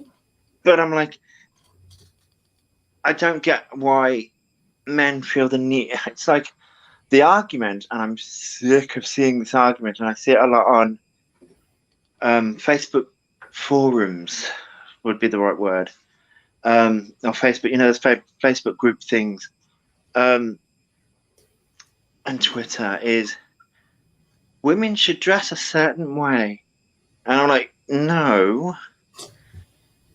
a woman, right? This is my argument. If a woman wants to walk down the street in a bikini, she can do. Mm-hmm. Or That even does not naked. that and naked. You know, a woman can walk down the street naked. That does not then give the man the right to objectify her and then go up to her and touch her. It's like, did no one have the conversation with men when they were younger of like, don't touch a woman, or Keep your hands to yourself. That's like pre-K. keep your hands to yourself. I mean, yeah, keep your Yeah. hands to yourself, and it's like a woman is not a freaking object, and all this. Did nobody have that conversation? I mean, here in America, I have to wonder because I'm to the point of I have a wedding ring on my finger. This guy I had seen him and he was creepy, so I'd watched him. So he had seen me walking around with Marcus. But the one time I went away to go grab cinnamon was when he did this. And I'm like, this guy planned this. The way the whole thing happened, I was like, I should have just made him face. I should have just been Yeah. like, here you go. Yeah, yeah, you should have. But you see that it. On the flip side of that, that also happens in the gay world as well. It's like I've got it. I think I've got it listed everywhere that I'm in a relationship, and I'll still get messages of people, and I'm like, "Did you guys not read the profile? Did you guys not read the profile of like I'm in a relationship?" Mm-hmm. And they're like, "Oh," and I'm like, "Yeah." But it's like, this is where I'm like, nobody gets taught boundaries anymore. I'm like, Yeah, it should be. Well, then you got this whole, what is it called? Pickup culture or whatever. And they specifically tell men to target women at grocery stores. And it's gotten bad. I mean, almost. oh, I have a group of girlfriends who they coordinate when they're all going to go to the grocery store together in a group because of this. It's so bad.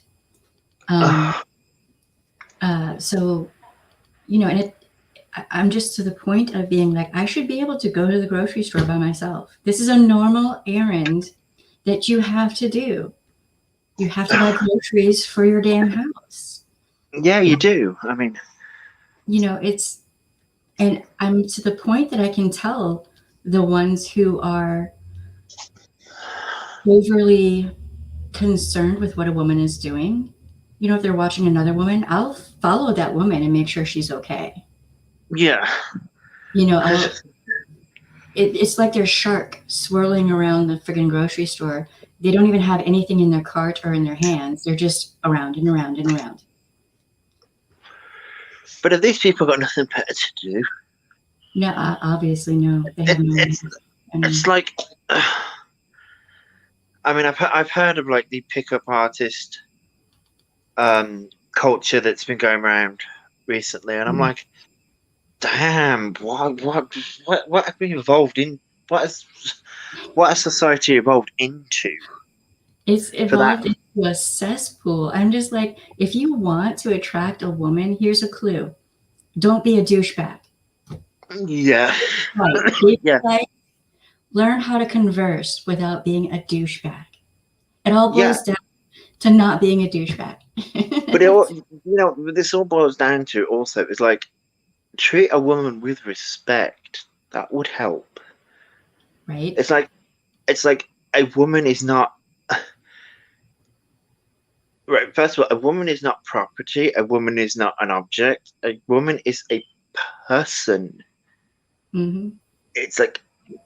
It's almost like pickup cultures are just saying, well, the woman is just boiled down to the vagina or whatever it is that you're interested in. And no, there's this thing called brain and sentience. And like, I don't know, it's just irritating. Yeah, I can.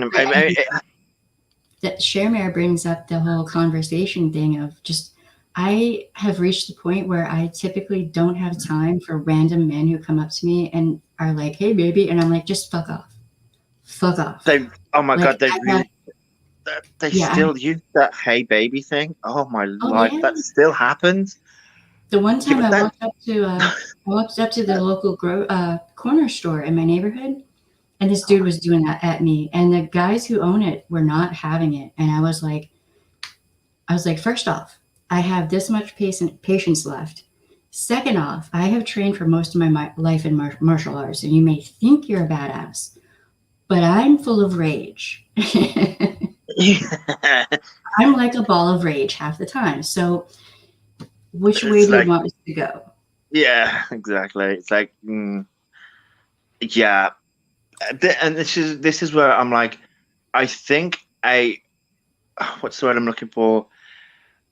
Like young girls and women need to be trained in some form of martial arts or some kind of like defense these days because it's like you never know. But then, too, at the same time, at the same point, all of our boys and young men and men in general need to be taught how to treat Yeah, women like humans that we are, and also treat exactly. themselves like humans that they are. So, like, men are human, women are human. Be respectful. That's it. It's that simple. But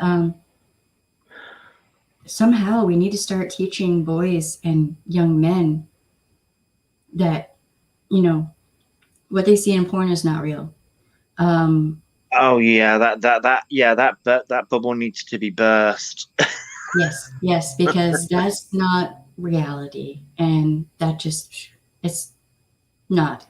Um, and this Yeah, whole woke culture thing needs to go away. Like I'm to the point of if I could move to the res and just build a house out in the trees somewhere and be left the fuck alone, I would be happy. well, me and my partner's thing of like if the because we're big MCU fans, so we're like if we could have like the Infinity Gauntlet and we're like and have Thanos' snap, we're like we could just snap people out of existence. That's the idea of poof. Yeah, Yeah, yeah. yeah. I mean, Hatter, from what I'm seeing, I've been researching the whole pickup culture thing, and there is a lot of, oh boy, there is a lot of objectification of women. It's a lot. Like, you're a man, so you may not see the things that I'm seeing, but it is fucking toxic for women and men. It is, oh my God. Like, who's the one self-help guru guy? God, I've been researching him. I think my brain does not want his name in it. He's really well known, and he has all the flashy shows and whatever, and he has all the Oh, answers to the universe. oh, I think I know who you mean, but I can't think. I can't think of his name. I'm cursed with seeing Oh, his face, but I can't think of his name. Anyway, he hates women. I mean, my God, the videos I've seen, I'm like, damn, how is that self help? oh, That's straight up. there's another guy on YouTube. Oh, what's his YouTube? I put him up on. I think it was in this chat actually, or somewhere. Um, men, men something or another. I'll have to put him on like the Discord or something like that because I know where to find him. Unfortunately, He's um, horrid, horrid. not this guy. There's another guy. It's something like men's answer. No, not men's answers. Men something or another. And it's a guy who like is constantly in his car and constantly has sunglasses on.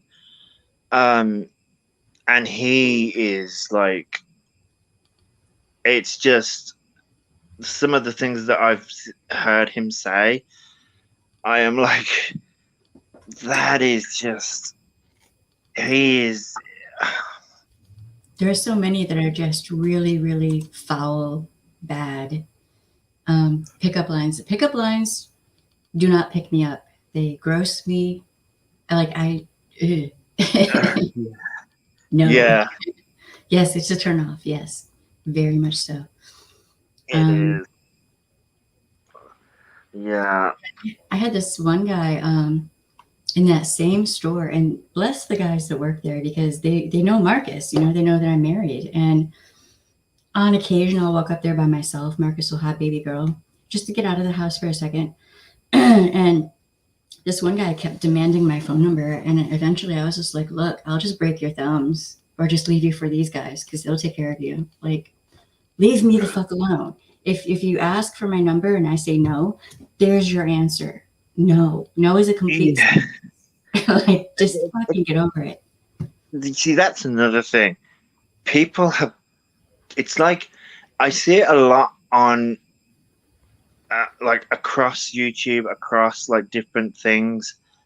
People don't like the word no. That's not I'm my like, problem. yeah, That is I not know, any but woman's problem. exactly. But I'm like, why can't people just accept the word Yeah. no? When people say no, they mean no. It doesn't mean maybe. It means no. And the annoying thing is, I've actually seen men try and justify that when women, what was it? Fucking, this was ages ago. I actually heard a guy turn around and say, when women say no, they actually mean maybe. So pursue No. that. I am like, I was the level of cringe when I heard that. I was like, oh my, yeah, like no, that's just not how it works. When a woman says no, she means no. Accept it. It's like, oh, just That just makes me want to do bad yeah. things. Shamir says, I heard someone say a man sent her a message yelling at her for deceiving him by wearing makeup. She told him, I'm sorry, I thought you knew I didn't have purple and gold eyelids. That reminds me of the dude who kept sending me emails about, complaining about me wearing red lipstick and makeup and, shirts like this and whatever. Apparently in his mind, I was supposed to conform to what he thought a woman should look like. But that's subjective. So if I'm always trying to conform my appearance to what any individual man thinks about how I should look, then I'm never gonna live because it's for But every yeah. man. How about I just worry about how I feel and what I want to do? When I do my makeup, especially for getting on this channel, it's not for me or for anyone else. It's to look like I actually made an effort and I'm taking this seriously. And I'm, making that effort because of the serious nature of the content I'm talking about, but also it is self-care for me. It's self-care for me. So for a Yeah. minute, I can just play in the eyeshadow and, do something for me. So it's a Yeah. kind of a twofer, right? And it has nothing to do with some dude who has this archaic way of thinking, all Oh Puritan, yeah. and hateful. Really, ultimately, that's what it is. It's hateful toward anyone who wears makeup.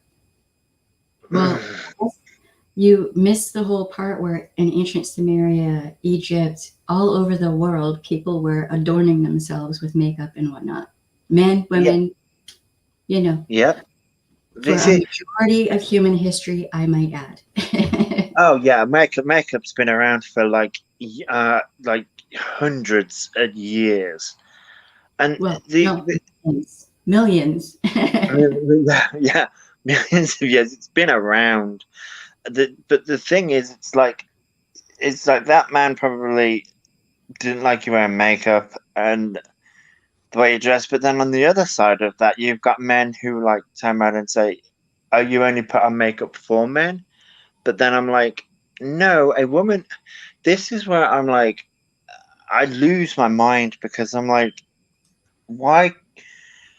It's a woman can wear makeup or not wear makeup. It's her Mhm. choice. Yeah. And most It's women like, wear makeup for ourselves and also to show off and like kind of almost encourage girlfriends and whatnot. Like there's yeah, like it's like a communal type thing it can be, you know? yeah. I mean, I see a lot of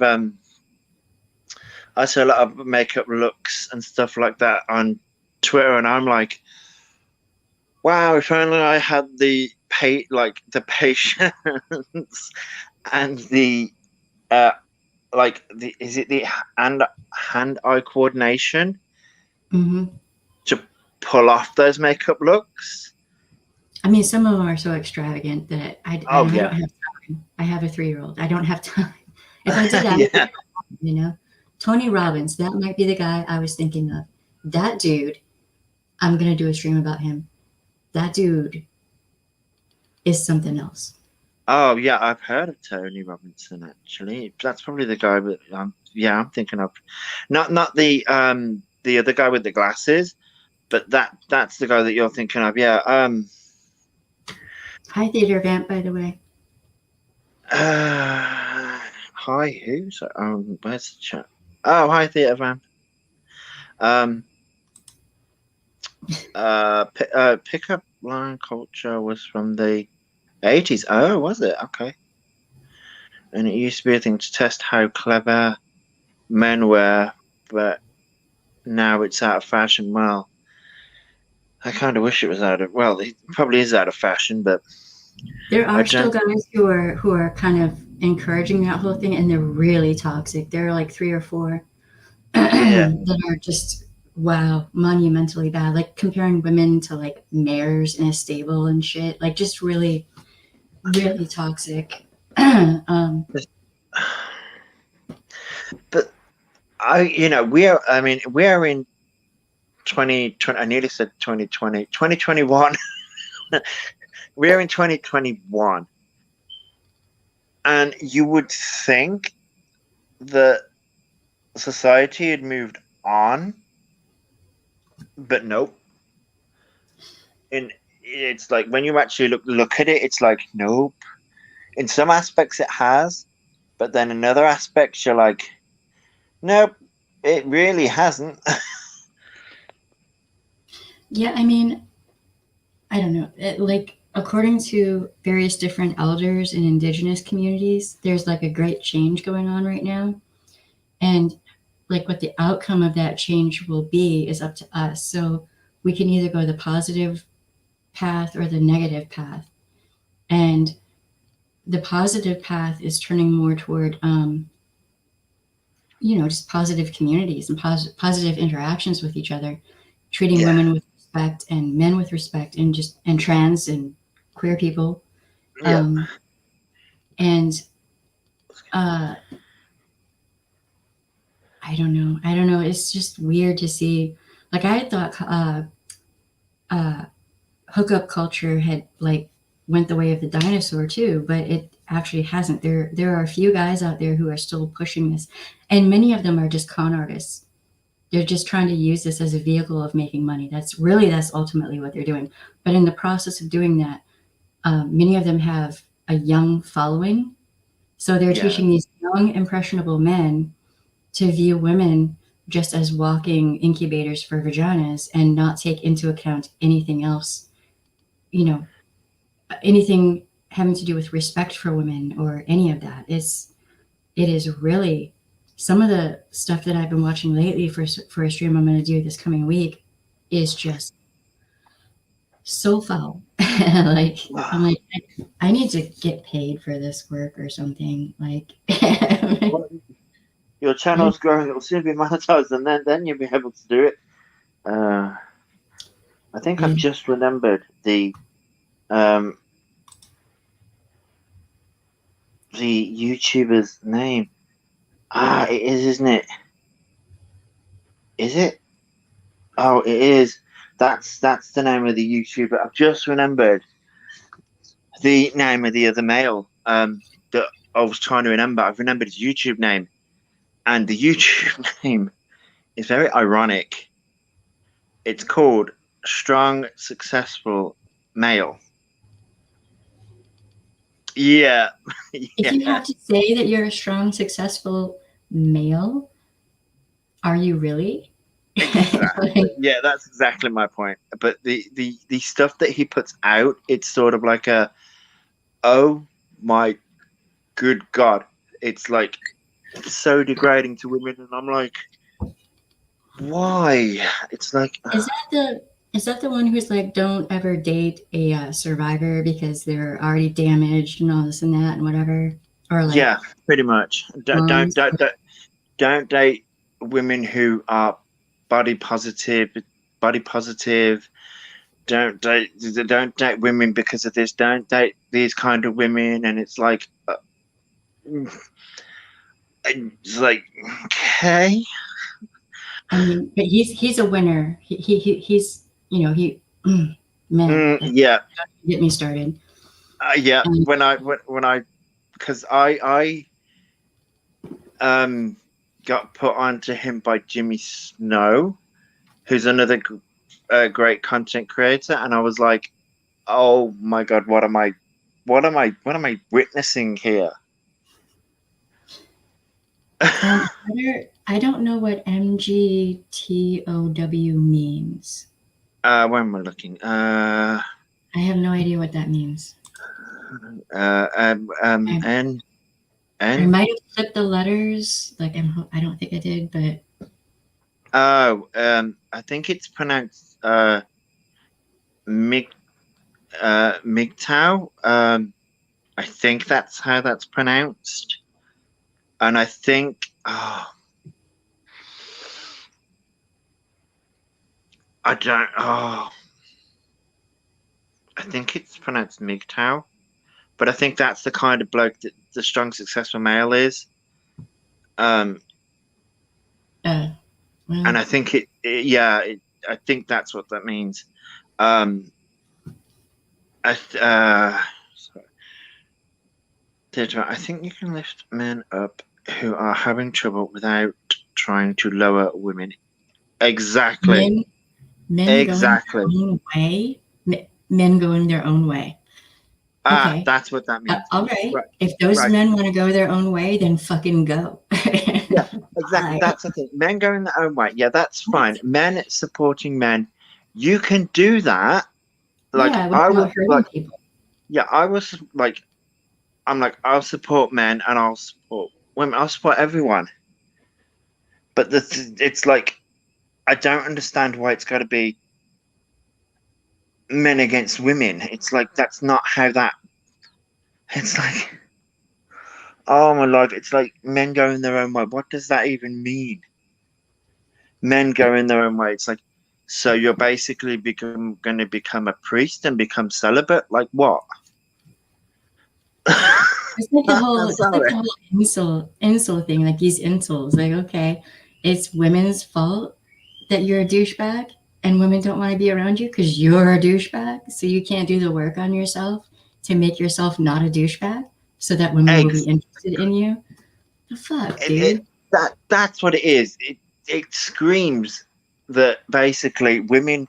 He's obviously like I'm speaking like this from this strong successful male type person. It sounds like he's been rejected so many times that now he's just basically well screw it then. But I'm like, but then it's like it's a lot of the time, and I see it a lot with She Who Won't Be Named and Gabby Hanna and all these other YouTubers. I am like, they scream that it's everybody else's fault, Mm-hmm. but I'm like, if it's a recurring problem, then Then it's it's not probably your everybody fault. else. Yeah, yeah, yeah. Anti-feminists. Well, they can go fuck themselves because Right. Right. in my lifetime, women have just begun to get full autonomy over Yeah, our own lives. exactly. This is what In my annoys me. lifetime. Right. They're anti-feminist. Right. That annoys me because I'm like, right. On the flip side of that, you've got feminists who are extreme feminists. Would I think that would be the right word? um, who just basically get on platforms and hate men, which is the wrong way to go about it. So I'm like, yeah, I'm like, but then I sit here and I will turn around and say that I'm a feminist. I'm somebody that I'm like, I will support women's rights all the way because I was raised by a woman and I've got very supportive women friends, and it's like don't see the I don't see the point. It's like It's like not segregation, division. That's what I'm looking for. Hmm. Why? Yeah, Why? I mean, it's, oh Lord. So, you know, a lot of the, I guess you would say, more extreme feminists that I've known had a lot of trauma from men. And there's a reason they hate men, Right. and are so um, adamant that women be treated with respect. There's a reason for that. Um, It's immediate. The way media portrays it, they don't portray the media doesn't portray anything in the positive light. Where I'm like, this is where I'm like, hmm. But the way media portrays the the really extreme feminists, it's sort of like the and the hating men side of it. They don't explain that. but They then don't also, explain. also as a woman, sometimes you just reach a point of just being, just, why should I have to continue being patient? I'm tired of being patient. I'm tired of not being able to go to the grocery store without being, you know, irritated to the point of just wanting to leave. Exactly. You know, See, like, you just get tired of the shit after a while. And um, I am a feminist, and I think that part of that for me translates to men should not have to be weighed down with toxic masculinity any more than women should. Um, and also, if men want to be treated with respect, then they have to treat women. Do you know, men don't yeah, deserve respect for no apparent reason just because they have a penis. exactly. That is, and that right there is the problem. A lot of men seem to demand respect just because they were born male. But I'm like, that's not how that works. Oh, Hmm. I'm sorry. I'm saying that as like a fact, but that's kind of subjective to the way I was raised. So I'm like, to me, that's not how that should work. Yeah, I mean, I think a lot of the men who behave that way, their mommy issues are showing. And they Oh bitch God, about yeah. women having daddy issues, but really they need to go look in the fucking mirror and realize they have some serious mommy issues going on. Oh You know, yeah. so, you know, yes, I'm a feminist, and no, I'm not going to be ashamed of that, because women do deserve to have bodily autonomy, which, by the way, is under threat right now. The uh, Supreme Court is looking at a case that could overturn Roe v. Wade right now, and Texas, the governor wrote in a bill, like signed a bill, banning abortion after 6 weeks, which most women don't even know they're pregnant before then.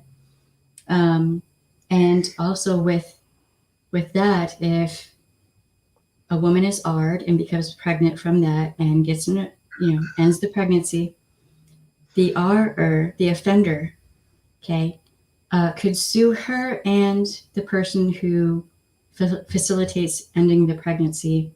Um, and also, they will receive more jail time than the R, by the way. Yeah, right. See, here's the thing, right? I am not a woman. I the reason why I don't speak on this matter is because I'm not a woman.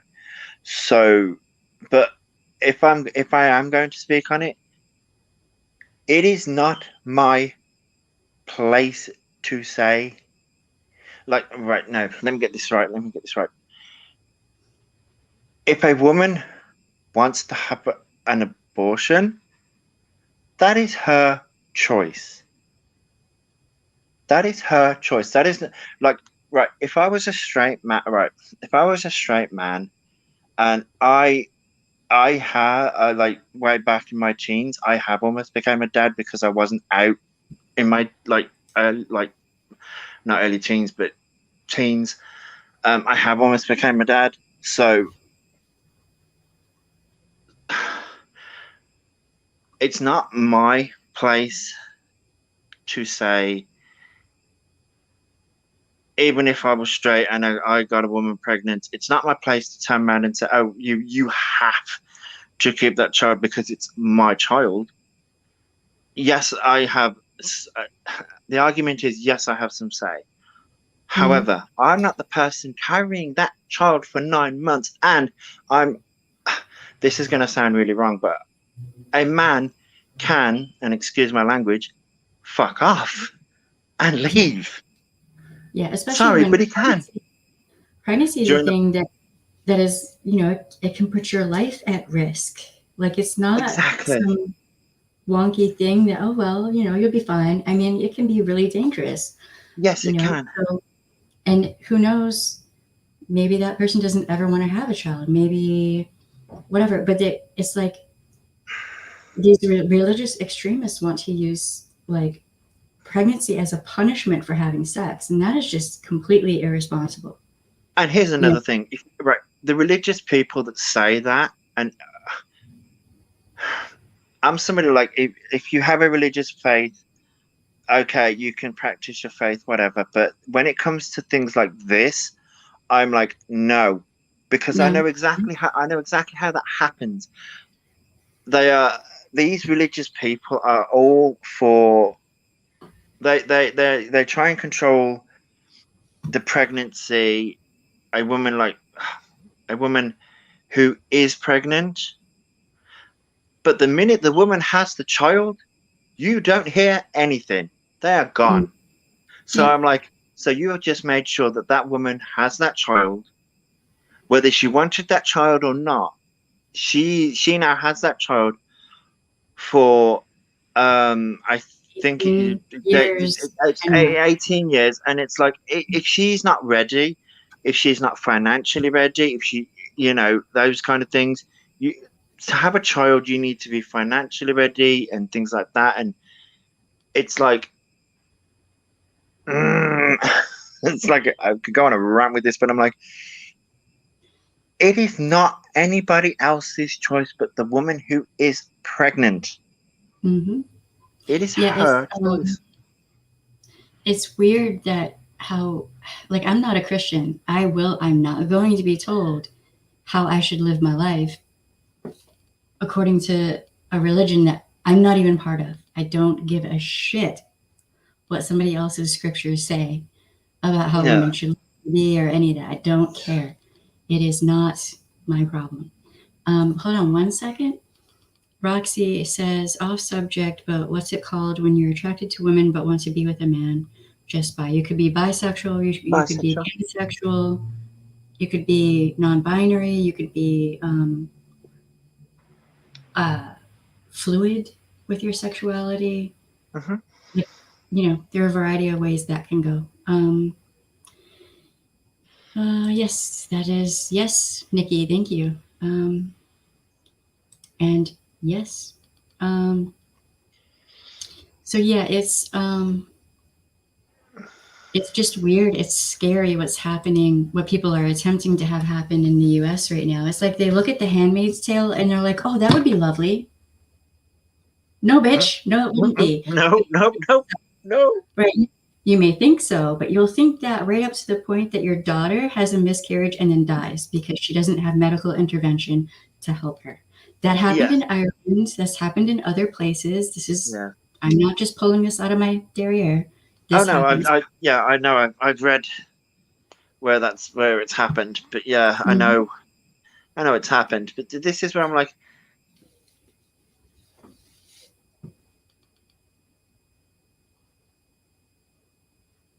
We can't hear you anymore, Josh. Just so you know. Yeah, and in other countries, my stream. there. Are you there? I'm here. Okay. Yeah, there was what is it, Mexico, and there are other places where a woman will have a miscarriage and they'll arrest her for murder, charge her for murder, convict her of murder, because she might have gotten an abortion, but there's no evidence to show that. That's the road that America is potentially looking at going down. Uh, But this is where I'm like, it isn't because I know in America and here, you have it's in the Constitution. State and religion are meant to be separate. it's here too, yeah, separation of church and state. But I mean, you've got these religious.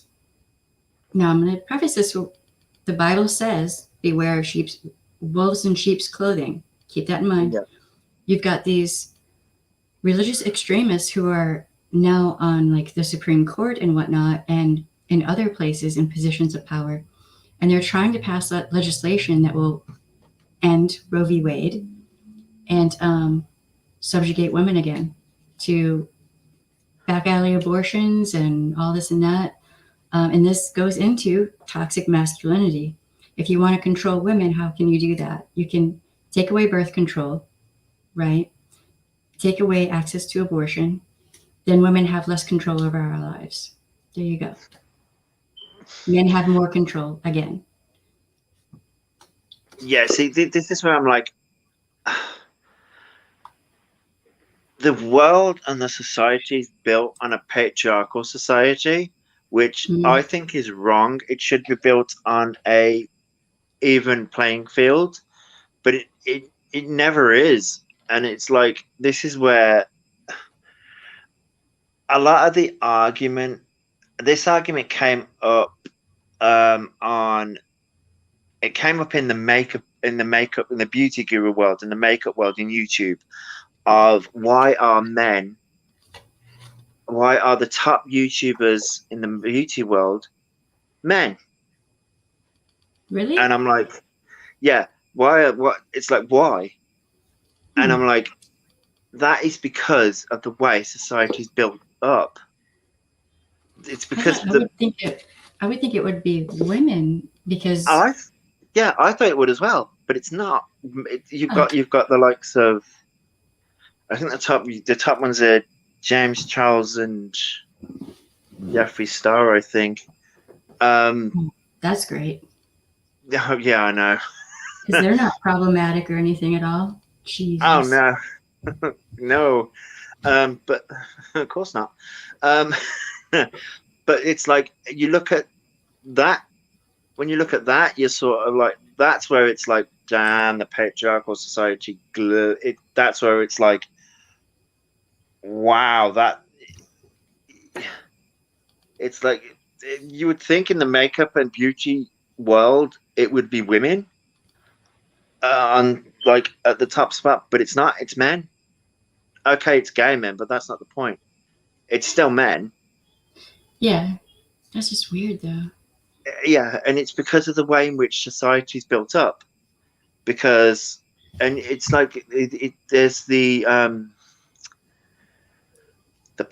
wage pay gap as well. That's still going on, and I was shocked that's still going on.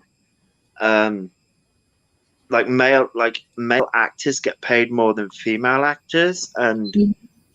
it's just the way society's built up. It's sort of like it praises the man more than the woman, and I'm like, and yet men are. This is what really gets me. This is where toxic masculinity plays in, because men will be like, but we're the ones most hurt, and we're the ones that aren't being, and it's like, no, no, look at the way things are. You want to know why women um scream and shout the loudest for rights is because it's still happening. Mm-hmm. Yep. That's why. So that was And my rant. so, I mean, I don't really think that men YouTube creators have the most free time. I mean, like Tati Westbrook apparently doesn't have children. She's, she was pretty big on YouTube as well, and several She others. was.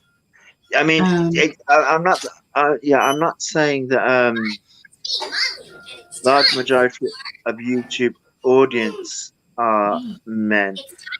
Um, yeah, I think there might be. Hold on. You want to say I hi? don't know. Hi. Hi, baby. Aw, You did that. Okay. but I love you. I'll be done in just a little bit, okay? Okay. I will be with you in just a minute. Oh, baby. Ow, my heart. Oh. You have a hug? That was mean. She has not had a nap. I can guarantee that. She had like a 20-minute nap. Okay, that's not bad. I'll be with you in just a little bit, okay, baby? What's it all? Wow, that was a burn. burn. Yeah, that was. Bless her. Um, Um, yeah. I mean, with a lot of women, we're expected to do so much. Like, especially if you work outside of the home and you have children, like there's a lot of work when you're a woman. Like you don't just come home and sit down, kick your shoes up, watch TV or whatever. Like in a lot of the media representation of heteronormative, whatever the hell that is, couples, like the man will just sit down and chill and watch TV, and the woman's like cooking and cleaning and everything else after she got off her shift of work and taking care of the kids. And that's like, think about that for a second. Why isn't that man getting up off his ass and helping with the things around the house? Mhm. Just Exactly. toxic masculinity yet again. Oh yeah. Yeah. Leanne, she said that she didn't want Marcus. She wanted me. Bless that. um. Yeah. So, Yeah. Hmm? No, so I was looking at chat then for a second. I keep on because I'm doing this on my phone. I keep on popping on chat and then yeah.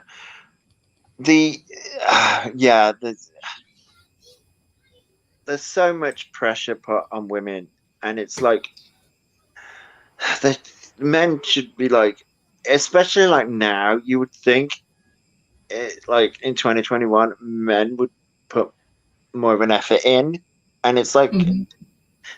some men do. I'm not saying like some men do, but But it is a stereotype for a reason. And I mean, yeah, exactly. There's and a stereotype for a reason.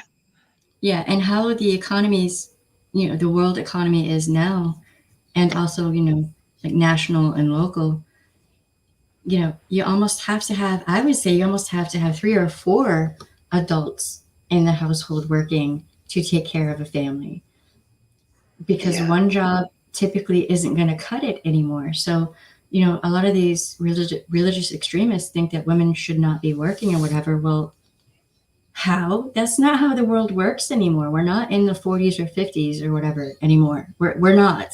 Like, we are not in the 50s. Exactly. And it's like, yeah, the religious extremists they probably want to go back to the 1950s, but it's like that's not how the society's moved on from then. Yep.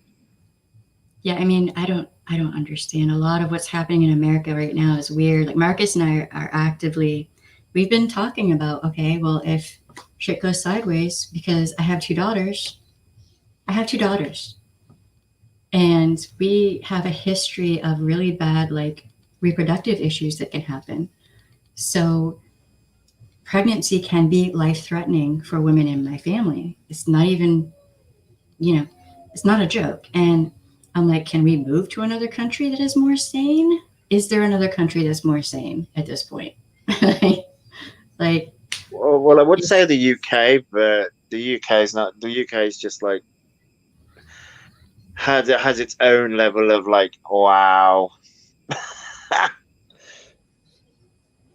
And plus, it's always cold here. Yeah, that's true. But there's a lot of history there that might outweigh the coldness for me. So Yeah, there is a lot of history here. Yeah. There's a lot of castles and a lot of like really good like.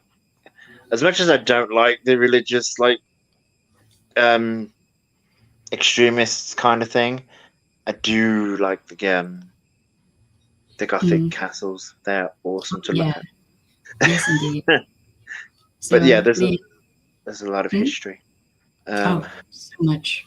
The ancient Roman stuff, and just damn. Leanne says, I guess I'm still bitter with his lack of participation. I don't blame you because you were not the only parent. And that's the thing. Fathers are parents as well and should help in the rearing of children. Look at Marcus. He helps in the rearing of children. And I've had people being like, well, why is she with him? Aren't you a good mom? Bitch. Marcus is her father. He is her parent as well. We are both her parents. So she spends time with me all day long. And she needs her time with her father too. Yeah, exactly. Because he's a man, he shouldn't spend time with his child? What the fuck is wrong with people? What? Yeah, exactly. Yeah. I It's totally just agree. weird. Yeah. And the mom shaming and the dad shaming and the like, men who only change like one diaper and that's a big deal. And someone had emailed me saying how Marcus was just babysitting her. No, bitch. He's rearing he's a parent to this child. That's not the same as babysitting. I do not pay him to watch her. It's like someone really said that. He's just oh my god. Yes, indeed. Someone said that.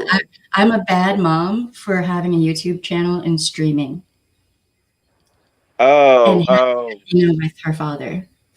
Oh, The wow. fuck? Wow.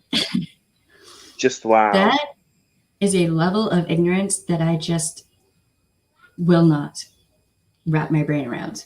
Like, no. Like, he has every right to bond with his child and interact with her and have good memories and like Exactly. all the things I have with my grandfather and all the men in my family I want for her, right? And my mom wasn't there every second while I was hanging out with my I don't My even mum went out understand. to work. Right. When I was growing up, my mum went out to work. My mum, and it's like, yeah, my mum was like, I had like a stepdad, so because my mum like remarried, so yeah, it's like I don't understand. Right, I don't understand why people are like mum shaming you because it's like you have. So what if you have a YouTube channel and right, you was on right, you're right, get my words out. You wasn't on YouTube yesterday, and you was on YouTube like the night before, I think, but that was only for an hour. It's like there is 24 hours in a day, people.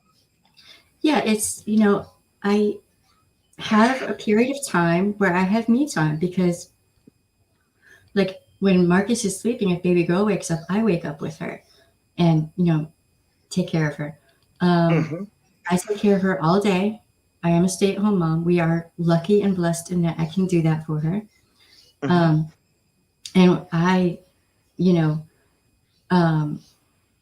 there's a reason she's so articulate and can count so much and all that because I work with her every day.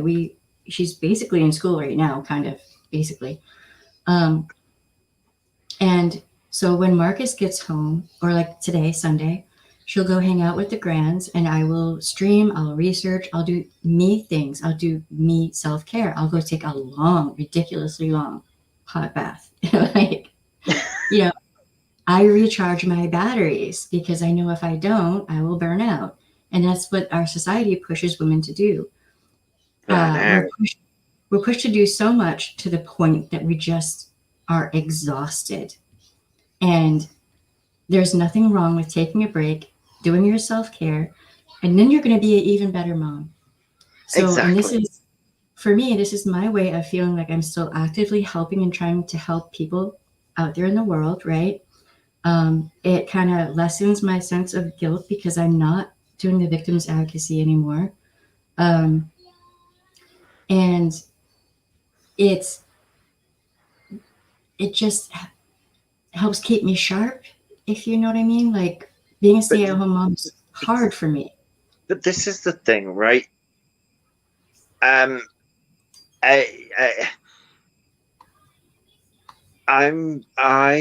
kind of like, I'm getting sick to the point of, and I see it a lot on again Facebook groups, with a mother and other parents will shame other people and other parents for just like wanting me time or wanting self-care, like self-care time, or and it's like, but you can't be a parent, a effective parent all of the time.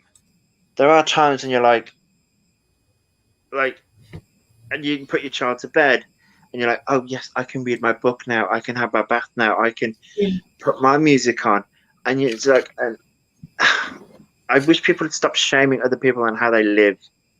It's like, I mean, there have been people who've been questioning like why Marcus has his desk in the living room and I have mine back here and just all these things. And I'm like, well, if you don't know, then shut the fuck up.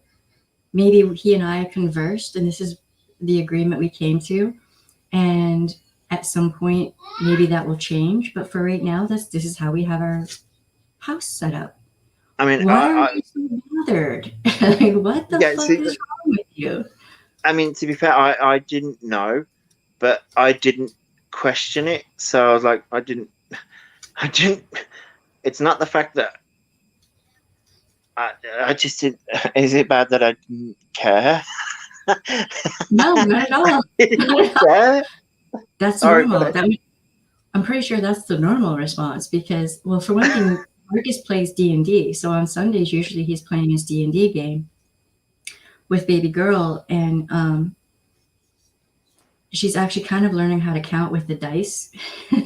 Oh, that's like so cute. addition and subtraction and all that with it. It's kind of cute. Yeah. So that's their time, right? And they can get kind of loud. So my desk is back here so I can stream. It's really fucking simple. This is not rocket science. No.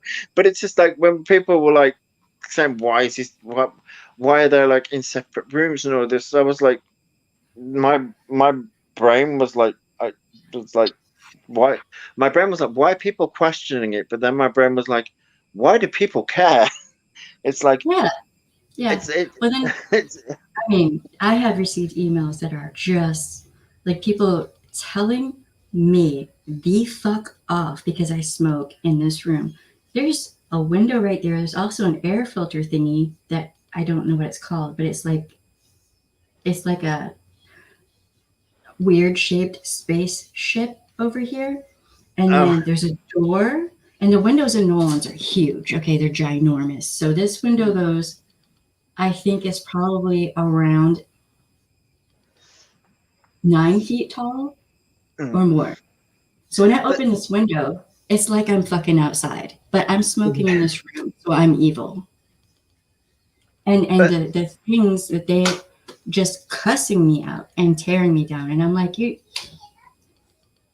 with no context, without any real information, without considering maybe that they themselves are not probably not perfect.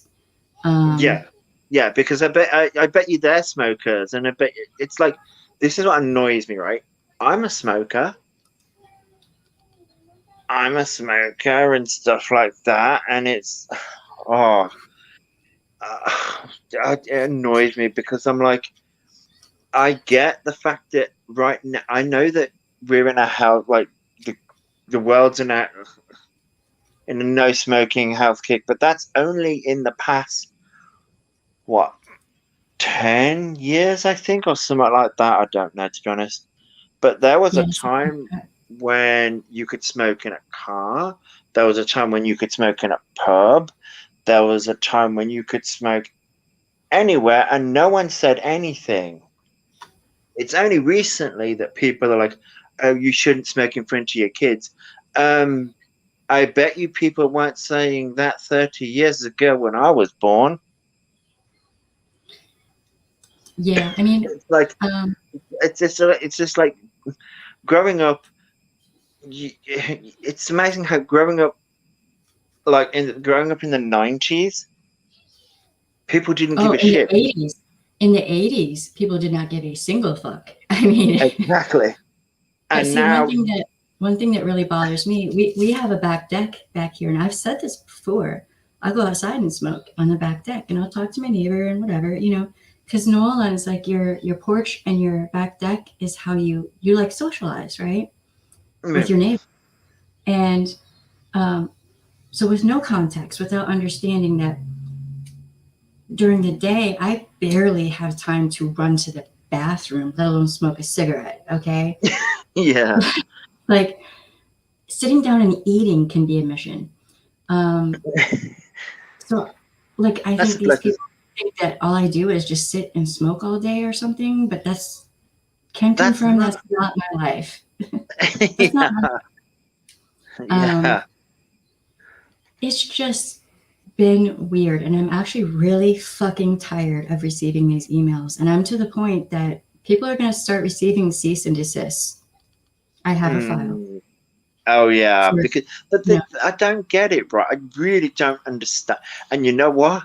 This is where, and it leads back into men are treated differently to women, and I'm starting to see a pattern because right, Yeah, nobody says again. So I really feel bad for swearing. it's okay. I'm not monetized, really. Everyone knows that I cuss on occasion on here, and sometimes a lot. So, and by the way, hi Beth. And you are right. Yeah, hi Beth. You Sorry, hello. can't draw. You can't draw from an empty well. You're right. Yeah, 100%. yeah, right. Nobody says fuck all to me about anything. Mm-hmm.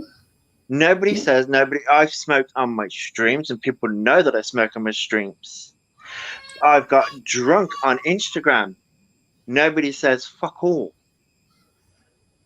Nobody says anything to me. Mm-hmm. But But if you're a woman, you're yeah, receiving emails because of your smoking, and I'm I'm like, telling, I'm I'm like, telling you, I'm I like, have what? received, I've received emails of people telling me I should die, I should kill myself. What I'll the just, and I'm like, what no. the what? No, like what the fuck? It's like what the hell? Like Yeah, seriously, I don't get it because it's like this is where that is. It's like pure, there's a clear, and as bad as it, I don't know whether it's like women that are sending you those emails or men that are sending you those emails, but the I way mean, that they sound like they're women, yeah, see, this is where, but because the only reason why I say that is because when I've viewed things on the Facebook groups that I've been in, a lot of the time it's women attacking women, but I'm like, why? I don't women judging other women for how they should live. But I'm mhm, like, yeah, I it's like it's glass houses kind of yeah. thing. It's and it's like, and these vile things they're saying. It's not just like mothering. It's me being queer but married to a man. Well, I'm poly. Marcus is poly. I'm pansexual. I am poly by nature. So is Marcus. So if I found a girlfriend, guess what? It wouldn't be a big deal. But And but but then why assuming that I would like have orgies or some shit with my child, hell no. Your Oh mind is in the gutter.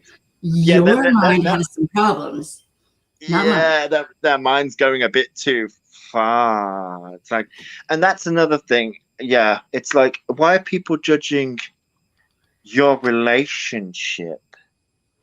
It's like, you. This is where I swear either I'm from another planet. I swear, because like when We you might turn be around from and the same planet. yeah, because when you turn around and said that you're married to Marcus and you said that you were queer, my mind just went, oh, okay, and then I was like, okay, and then again, it was, I don't want to sound rude, but it was like, okay, it was sort of like a, I don't, it's bad to. Go ahead. It's like it was with the smoking thing. It was sort of like a, okay, that had, you smoke, I smoke, okay. It's sort of like why are people making things like making situations out of nothing? Mm. Whereas my mind is like, okay, let's move on to something else, or let's talk about It's my just very mind my, weird. my mind doesn't instantly go to, oh, she's having orgies. I'm pansexual and my mind would never go there because that's what? Like, that's an audacious claim to make or thing to think. That makes me wonder what you are thinking and or doing. Not that doesn't reflect on me. That reflects on the person who made the email. Yeah. What are you up to? Not, that wouldn't even my house actually, if y'all were to see my house like is molded around baby girls' needs. Like it's I don't even know what to say beyond Yeah. that Yeah. is ignorant. That is ignorant. Yeah. So in my mind, I thought immediately this is some straight person who just has no grasp of actual reality. Yeah.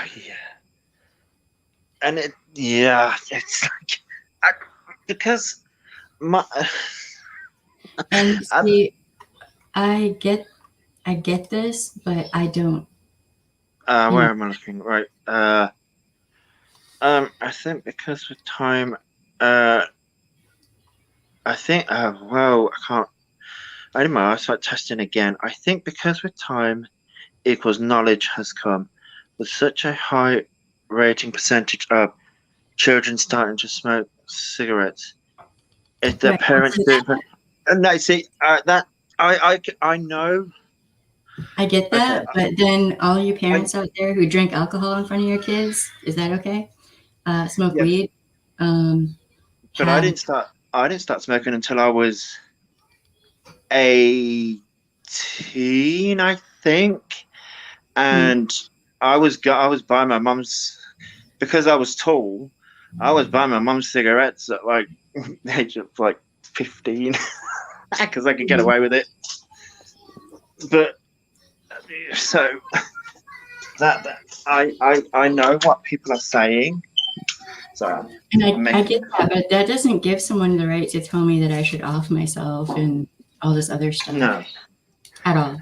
That does not no. excuse because you never know where a person is. So if they're doing that to me, and I'm a strong person and I'm in a good mental health place, what if they do that to someone who isn't? Exactly. Is really problematic in and of itself. This Like, is this is where I'm like, right, people need to take a, and it's like, I get, so because some people do actually use YouTube as therapy. mm, A lot of young people, I believe, I think Emma Chamberlain started her YouTube channel as a way of therapy, and it actually kind of not necessarily backfired, but it became a chore. So she wasn't getting the enjoyment out of it. But it's like, I know a lot of young people start their YouTube channels as a coping mechanism and as a therapy mechanism. Mhm. So it's like people are sending all these people hate and death threats and things like that, and it's like, Yeah, this person in particular keeps sending me stuff and is like, your child should be taken away by CPS, and we should hunt you down and send CPS your way. I'm like, first off, that's a can of worms you may not want to open. Second off, she is not abused, neglected, or any of that. Like, what? They're not going to. yeah, they're not going to do anything. It's like I don't get what, right. I don't know why people. I know. Unfortunately, I know people are doing it or threatening it with he should have. Hold on one second. Secondhand alcohol. Let's talk about alcohol for a moment. Having worked in the criminal justice field and having seen how many people are arrested for domestic violence because they were so drunk they had just lost their minds on alcohol. Oh, Alcohol, this. huh? Alcohol can and will and does actually affect children negatively more than people realize. Because when, especially if it's one person that's drinking or both parents, right, and there are violent altercations, children see that, and I view that as a form of abuse. So alcohol can be a contributing factor to DV, violence in general. I mean, go check out Bourbon Street sometime and see how many people get violent on Bourbon Street because they're drunk off their asses. Just Oh saying. yeah.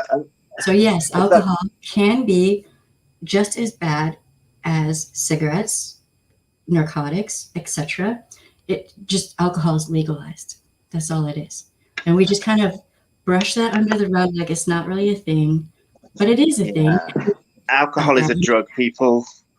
Hate And to I tell will you be this, but alcohol is a drug. Yeah, and I will be talking about that on, in future streams about the effects of alcohol in male violence against women and children. That is a thing. Oh yeah, no, So, I see it. I mean, I've got he's not my friend, he's a friend of a friend, and give him vodka and oh my god. yeah, He's the vodka most can be. vilest person ever. By the way, hi Sunway Blue, I miss your face. Sorry, you miss who? Something in chat. Soundwave Blue is a friend of mine in real life, so and hey. I like his little "we don't address the straights at our house." It's cute. Oh, and hey, I hope I'm pronouncing this right. Atticus Finch. I love that name, though. I really do. I do love that name, but I hope I'm pronouncing it right. Atticus Finch. Yeah, that's a character in. Isn't it Harry Potter? One Flew Over the Cuckoo's Nest, I think. Yeah, no, I'm thinking of Finch from Harry Potter. Oh, right. I don't know why. Yeah, we don't allow alcohol in the house unless it's like for cooking and Marcus's occasional beer. But then, I mean, I can't drink anyway, so whatever. But people act, apparently with all these freaking emails, they're acting like I just am always smoking through the whole. Oh no, people send my friend, and you'll see my friend's child come up on a couple of my Instagrams because you can't. What's the word I'm looking for? You'll see it come up on my streams when a couple of my Instagrams when I'm at theirs because like it's the weekend and he's not in school, so she's like, well, You know, it's like you can't tell a child to go to bed because he knows at the age that he's at that he doesn't have to go to school, and he Mm. wants to come. He wants to be around mummy. You know, mummy wants her downtime and her down. I went down to see them, and so you'll see him in my streams. But the people have attacked her because like, oh, you shouldn't be drinking because you're a child, and it's like, yeah, she's a young mom, and even if she wasn't Well, a I young mean, mom, she's allowed to have her downtime. yeah, I mean, People shouldn't judge. there's nothing wrong with someone having like a glass of wine or whatever. Let's, you know, when I say when I'm talking about like excessive alcohol use, right? Or, um, you know, but if a woman is just sitting there having a glass of wine, she's had a long day, there's nothing wrong with that either. But I see lots of people judged about that as well, you know? It's just Oh yeah, I weird. know.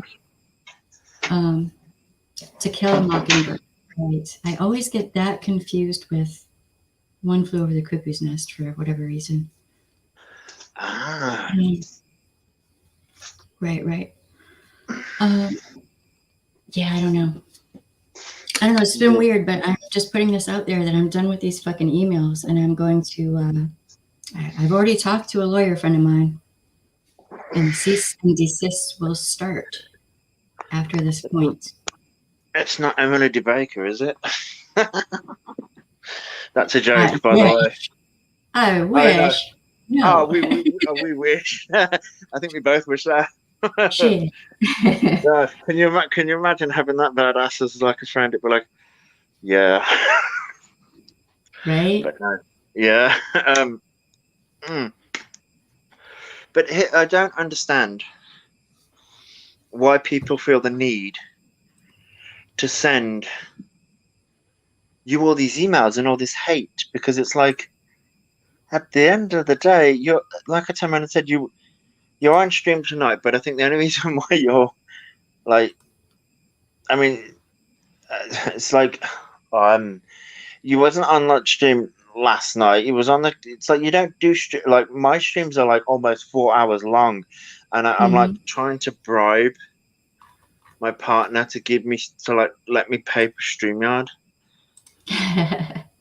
I'm like, please, because he controls all controls all the finances.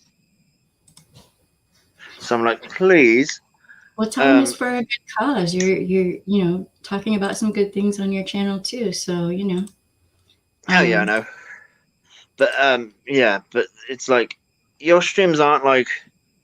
But see, this is the thing. I think people don't ever go at me because it's like I don't have the responsibilities of a child and things like that. But then it's not just that. People have also like had a go at you for like makeup and things like that. Yeah. But I'm like, I'm like, this is where I'm like, I look at myself and I'm like, I go on camera and I'm like, yeah, I'm not. I'm like, yeah, my hair's like currently pink and stuff. I'm like, there is plenty of reason for people to have a go at me, and I'm like, they don't. So I'm like, Well, I mean, really, it's probably better for you that they're not. And I really yeah, I don't understand it. I'm not up here. I've had people in some of these emails saying things like, "Oh, you're just like KJ and all this and that." Really? I am. I've never doxed anyone. no. I haven't done any of the shit that she's done.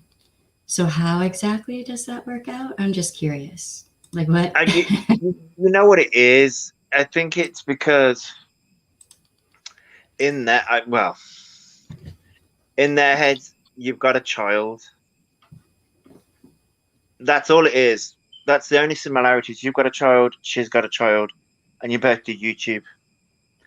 But I'm like, that's the only. That is the only. That's the only similarity. But I'm like, if you really wanted to Yeah, go but down that if you really wanted to go down that rabbit hole, mhm. I am like, that woman goes live a All the lot. time. Like, damn, dude. Oh, yeah, like And damn. if I'm like, she, not even I go live that much, but that's only because I'm like, yeah. There are times I mean, when I'm like, you have a life outside of, you know, the doing internet. this. It's, even if she isn't live, she's like on Twitter and all this and Yeah, that. And I'm like, yeah. yeah, I mean, right now, before I came on here, but like before, like you went live and stuff. This is gonna sound really sad, but I'm actually was sat watching Sonic X, the well, cartoon. there's nothing wrong with that. There's nothing wrong with that. But What's wrong with this that? I think it's because I'm 30. I'm a 33-year-old watching a kid's cartoon. But I'm a Sonic fan, so I'm a nerd. Right, But right. this is where it's like people people you it's like you have a life outside of the internet. Mm-hmm. We all Yeah. we all have lives outside of the internet. We I most of us do. So, well, some of us don't, some of us, apparently. yeah. Well, we can clearly see who doesn't because it's like, damn. But yeah, no, a lot. Yeah, some of us don't, and some of us do. But I'm like, this is where. This is why I always turn around and say to people, if you need a break from the internet or from anything, take that break because Mm-hmm. Yep. Because we I all think need it it. has a negative effect on people sometimes. People just turn so. I mean, look at KJ. Does she ever Mm, have anything really good to say ever? Like, or certain other people, it's like, damn, dude, just take a vacation, man. Everyone needs a vacation every once in a while. yeah, Granted, yeah, yeah, given the current climate of economy and all that, it can be difficult. But damn, dude, yeah, just take a yeah, break, step away. And if you're thinking about emailing me about this shit anymore, definitely take a break and step away yeah. because This, I'm done with it. It is completely irresponsible to email someone and tell them they should harm themselves or all this other stuff. Look, you don't know me. You don't know my life. Apparently, these people have never actually watched much of any of my content either. And mm. I don't, I just, See, this is what I'm on about. Like, right, y- you're only people are only seeing a part of you on the internet. They're only seeing a part of me on the internet. It's like they're only seeing what we put out there on the internet. mm-hmm. There are other creators who literally put their lives on the internet, And exploit their children also. Like, yeah, and exploit their yeah. children. Yeah, like I've seen those channels, and I'm like, wow, um, yeah, but you know, I'm one of, and I know, um, I know you are as well, and I know a few other people are, where it's like, yes, I want to be a content creator, yes, and stuff like that, but I'm also like, I also have a life as well Mm-hmm. Yeah. outside of the internet,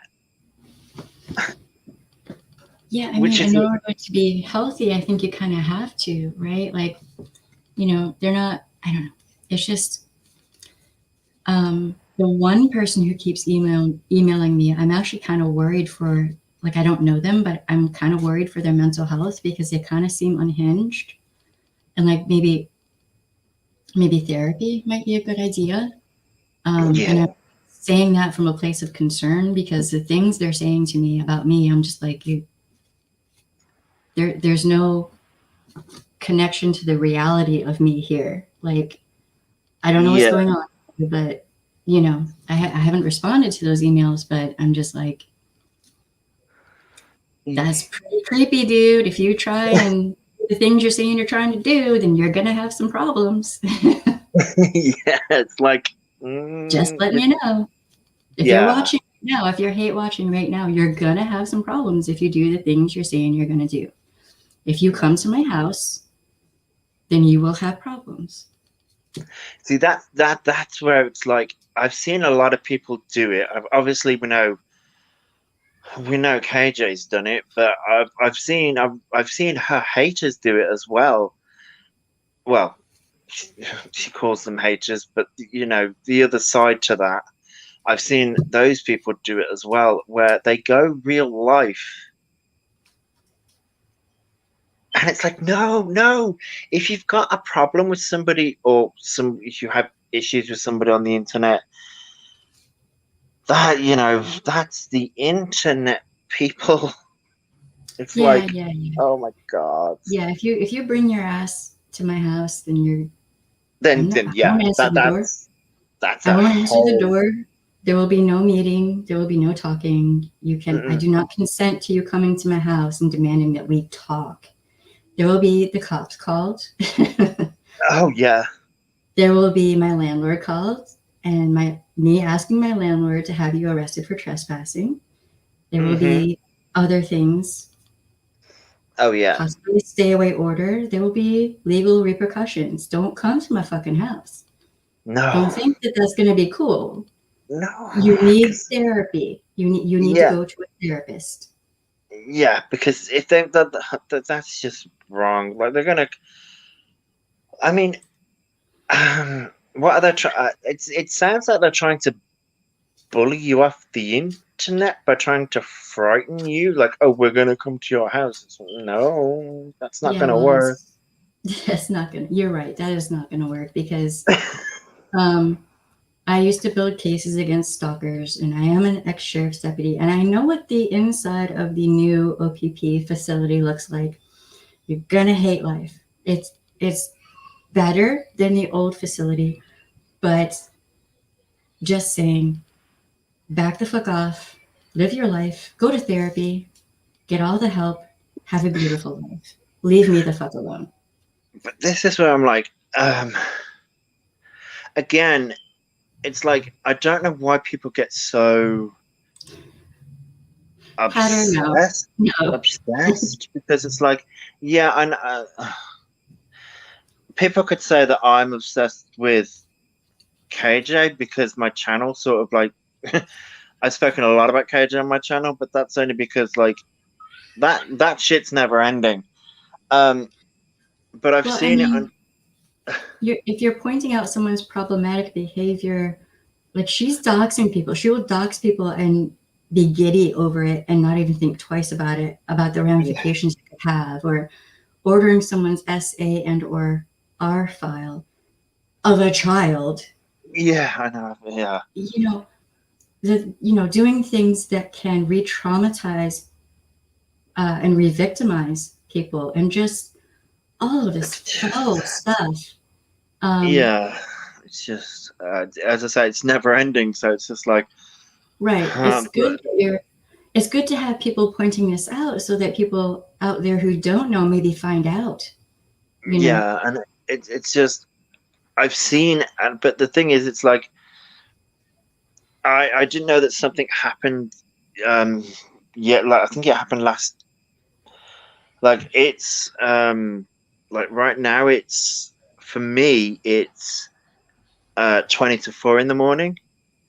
So it would be Oh, this would have happened last night, and I had no idea that this happened, and it got brought to my attention like today. But I'm like, okay, I'm like, I didn't even know it happened because I'm like, I go through like hours of like not knowing what the hell's going on. right. But then there are people that are obsessed with what she does, and and it sounds like people are obsessed with like what you do, and it's like, well, why? I don't get it. I don't It's know. like I mean, take some time, people. Go like someone say, go see therapy. yeah. Therapy helps. It does. It does. It does. But I mean, you know,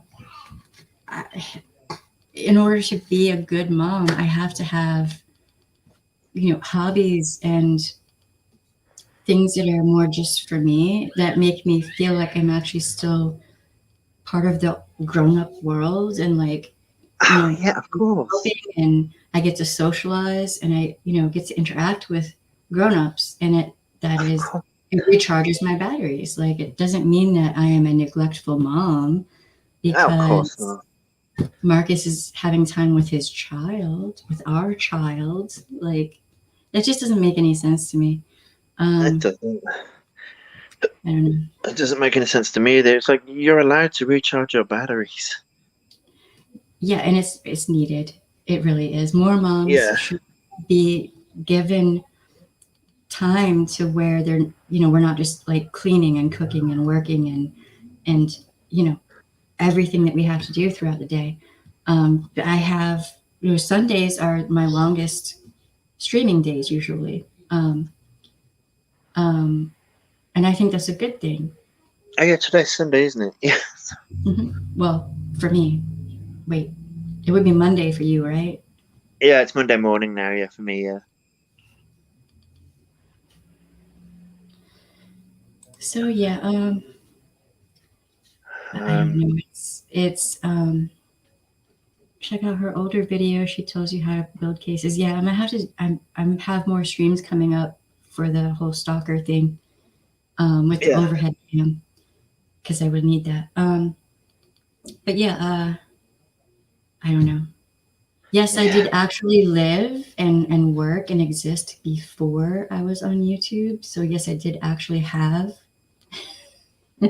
Oh, like this is the thing. People like we do have lives before YouTube and outside of YouTube. It's sort of like we do exist outside of the platforms.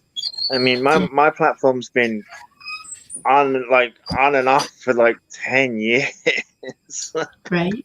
I mean, this is a first for me, but like, the one person in particular seems to think I'm in my early 20s. Baby, I'm 47 years old. But that is because you look fabulous, dear. I mean, when I look at you, I'm like, you look younger than I do. And it's like, damn, you've got some good genes. That's the Cherokee side of my family. I'm not even at midlife yet. Like, that's the Cherokee side. I age so apparently. So, yeah, the one person apparently thinks I'm too young to have worked in law enforcement and, all the things I did. I would usually work 2 or 3 jobs at one time. I'm a workaholic by nature. There you go. There it is. And I have insomnia, so like, Yeah. But it's like people, they don't know you. They know what, as I said, they know what you put out on the internet, yeah. But they don't know you. Only a select few people do. But And it's that's, also people spinning a narrative yeah. in their own minds, it seems like. And I'm like, well, that's fine, whatever, but you don't need to tell me about that. Like, but why do I need to know this? I got shit I gotta do. So that's why I'm saying this now in this stream. It's the last time I'm going to talk about it.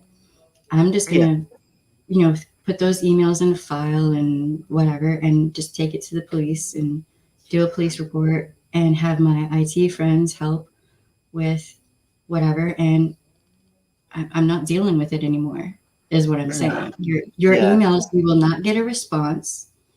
I will not acknowledge your existence from this point forward. I think the one person is borderline stalker, because it's getting out of hand, and I will just handle it as I would a stalker case. Yeah, of course, yeah, because it's like, yeah, but yeah.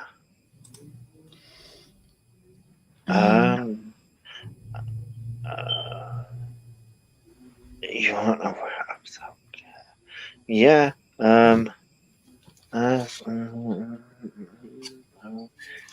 Until 27.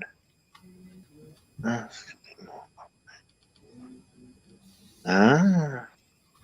Right. Um. I wish I Yeah. was 27 again. There's some things that I would travel a bit more. Mm, Definitely. yeah. I can't. Hmm? No, I was just gonna say I kind of wish I was like in my early 20s again. Yeah, Just go back 10 years. there's some more places I would have traveled to. But yeah, yeah, I'm not in my early 20s. Nope. Um, I don't know. I just don't know. But so from this point forward, on this channel there's a point to me doing this channel. There's a reason I'm doing this, and it's Yeah. not to deal with petty, stupid, childish, immature bullshit. There are things I will not do. I will not ever order anyone's SA and or R file and No. post them publicly, especially not a child. I will not dox anyone. I will not obsess and pick a person's life apart. No. You know what I mean? Like, so I have rules, is what I'm saying. And from this point forward, I'm not going to deal with any more, I guess, distractions, if that makes sense. It does, yeah, and yeah, I know exactly what you mean, and I just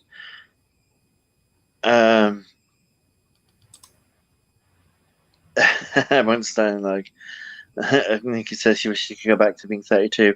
No, I love and appreciate the work that your channel does. Well, thank you. Yeah, I don't want to be too heavy on the channel, but these things that I think are pretty important and we should be talking about, they're heavy. I mean, I don't want to depress people, but I want to try to help, I guess, if that makes sense in a way. Yeah, All right, and so yeah, I think we've reached the point where we should palate cleanser, a little bit of a palate cleanser. ooh, what's your palate cleanser? And I have a guest on here for this. So today I used Baby Got Oh, Peach, the ColourPop palettes. I I'm gonna really try to do this. It has a mirror, and I don't want to reflect into your eyes. So oh, those are some nice colors. wait, yep. Oh, And those my lighting does not do it justice. But that right there is like a pot of the moon. oh, that looks so pretty. See, I wish I could get ColourPop, but I hear their shipping is expensive to come over here. Really? I think so. Apparently, if you order so much, you can get free shipping. But I don't know how much it is because I've not actually looked yet. But I'm like, oh, those are so pretty colors. This glitter, I Wow. haven't used it yet, but let me see if it'll focus. It is so shiny. Yeah. I need to play with my makeup more because I think I've got like 5 different palettes, and I'm like, this is the reason I'm like, I want ColourPop, but I'm like, I can't buy any more palettes until I start using the ones that I've got. Yeah, I mean, we spoiled me and got me a few different palettes, but I look at it as more of an investment in like the channel, and Yeah. just it gives me a chance to feel like I'm being kind of, I guess, more put together for being on here. And it is meditative. For me, it's meditative. It is definitely part of self-care for me. For just Yeah. a little bit, I don't usually take very long doing my makeup. because 3-year-old. And soon she'll be wanting to play with the makeup too. Oh, she already wants to. She's already there. Yeah. Yeah. But those were some pretty calories. I know. I mean, for being Peach, that is impressive. And the lighting does not show you like what I see in real life is, yeah, see, that lighting isn't doing it justice. Mm. It is beautiful. It seems to be Leanne. I think there might be a couple of sock accounts, but it seems to be. Probably, yeah. Probably it's always the same people, but yeah. I mean, I'll let y'all know in the Discord, but I'm not acknowledging it like publicly. I will not Yeah. give them any attention whatsoever. This is the worst thing you can do if you have a potential stalker. Do not ever engage. So that's why from this point forward, I'm not gonna put anything out there. That's understandable. Yeah, the color palette prices are really good. I got these monochromatic palettes on sale, and it was not bad for what you get. You know what I mean? See, I follow Colourpop on Instagram, I think, and some of the palettes I'm like, I want, and you know what, I kind of want to. It sounds really bad, but I'm like, I really want to be on their PR list. I would never be on their PR list, but I would love to be on their PR list. Oh my god, man! Because I mean, you know, I'm really.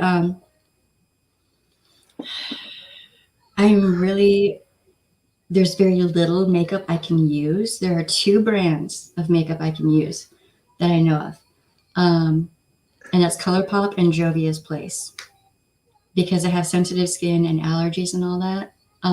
Yeah. And the ColourPop stuff it just works so well with my skin. Yeah.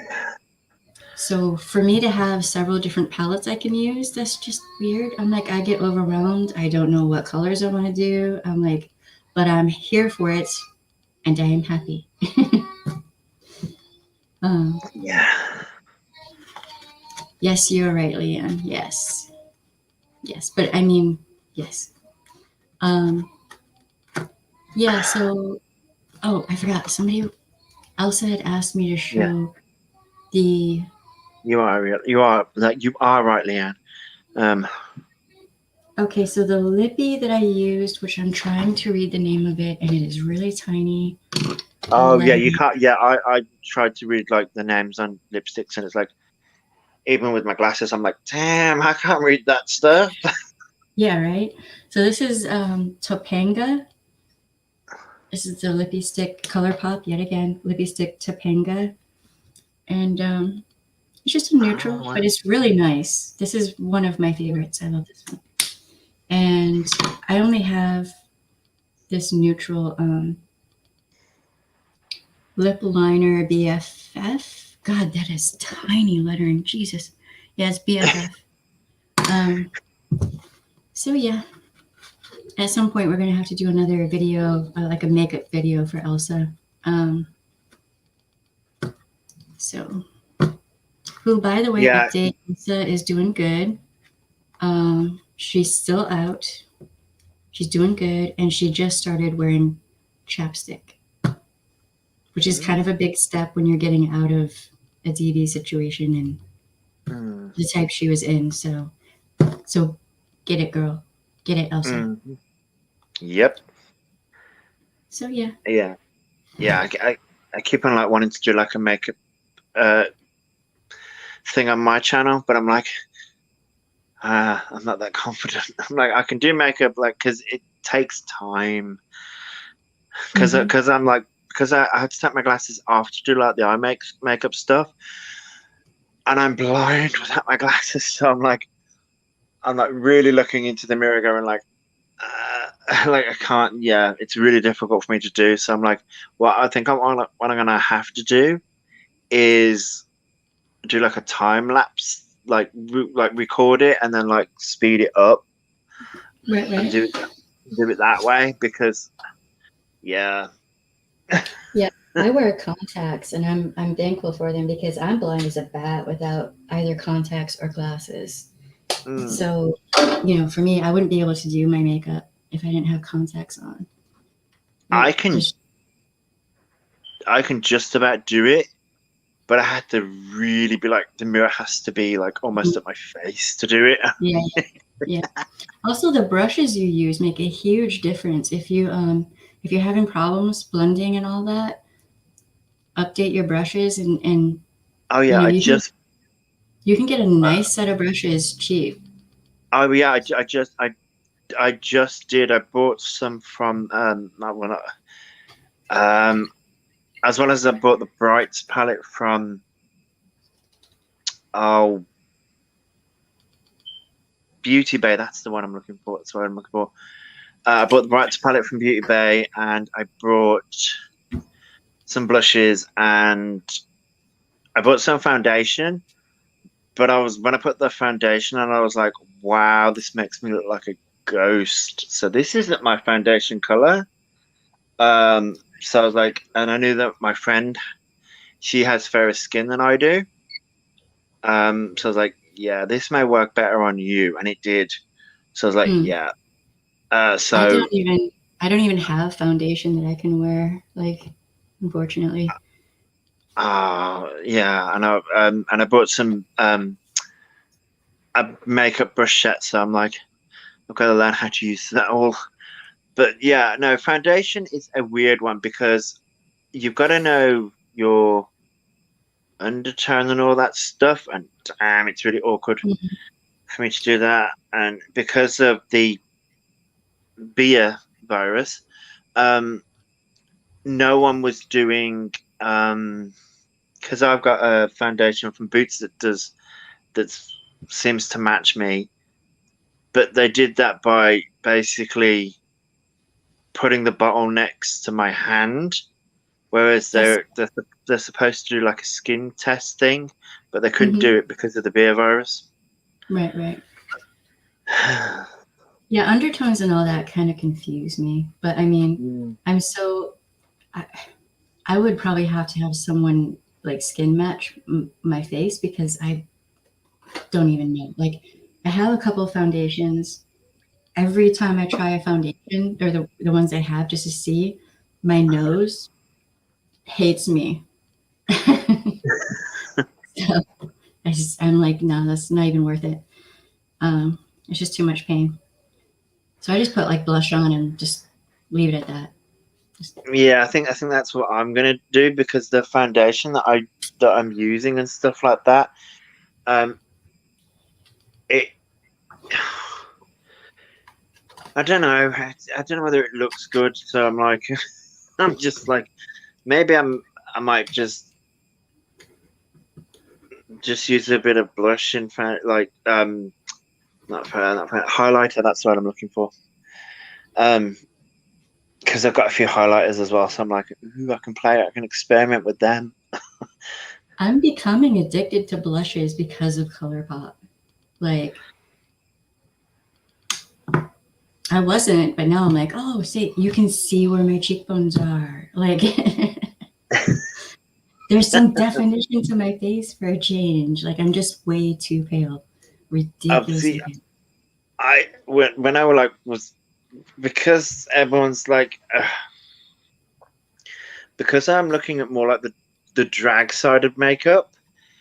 Everyone's like, you've got to contour, you've got to like do this and do that, and I'm like, yeah, that's a lot of like a lot of layers and a lot of like precision, and I'm like, yeah, I mean, drag really, I mean, I've been around drag off and on for most of my adult life. Drag really is, I think, from all the drag queens I've known and all the conversations we've had about drag, it's really the essence of what you want to make it, right? So, with drag queens and kings, um, yeah, I kind of like it when people take drag and do their own thing with it.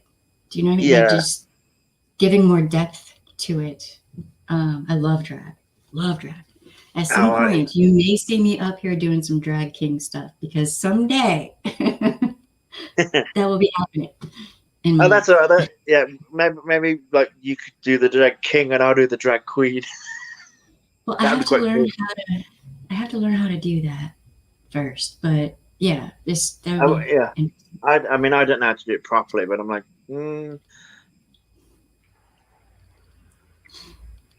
Yeah, I don't know. I find the whole artistic thing around that really interesting. Like some of these drag queens, man. Oh my god, you oh see yeah, them. some of them.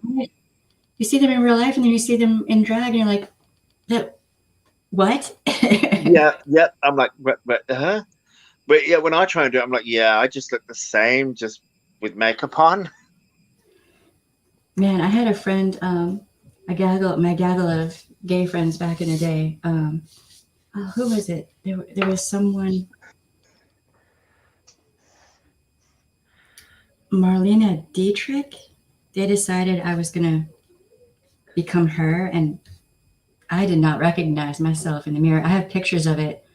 Doesn't even look like me. I was like, what? Uh, That was insane. It's amazing what you can do with makeup, man. it is, and there's this where I'm like, I need to play with my makeup more. I really do, but I'm like, I think, yeah. yes, Hatter, I think I did meet you at a Drag King festival. That was on Bourbon Street, if I'm not mistaken. That was a fun night, dude. Man, I You love could, Drag King festivals. They are so much fun. how does Drag shows are fun in general, huh? how does but you could feature the twins. Um, Wait, what? yeah, I'm confused I by that. I'm like, The twins. Okay, y'all. The twins are goddesses among women. Um, Huge crush. Very smart. And if you've seen, was it the last? Was it the last Hunt? Hatter, help me. There was a movie they were in. The Hunting Games. You know, with the archery. mm, The Hunger Games. It was the Hunger Games. So the twins they're twins that we know here in New Orleans. And they were in, I think it was the second to the last Hunger Games movie. There's a set oh, of twins in that movie. all right. Um, and they're wonderful people. Wonderful. Um, Oh, um, has Sherma really put KJ Hunger Games? oh Lord, that makes my brain hurt. That does make my brain hurt because I'm like, yeah, I've actually, yeah, no, Nobody that, needs that. Nobody no, needs that. yeah. Unless I um, have the archery equipment, and even no, just no. Yeah, the lead sisters. Yeah, unfortunate oh, typo. That wasn't dude. yeah, Damn, that was an unfortunate typo. mm, we get some typos on here that are just not right at all. Like, man, Oh, yeah, but can you yeah, imagine? yeah, I don't know. Let's just and not and no, say we did. And, yes, that didn't happen. Um, oh boy, um, so makeup it's won't work for me, I guess. It might do, Leanne. So no, I didn't mean the bit of the top.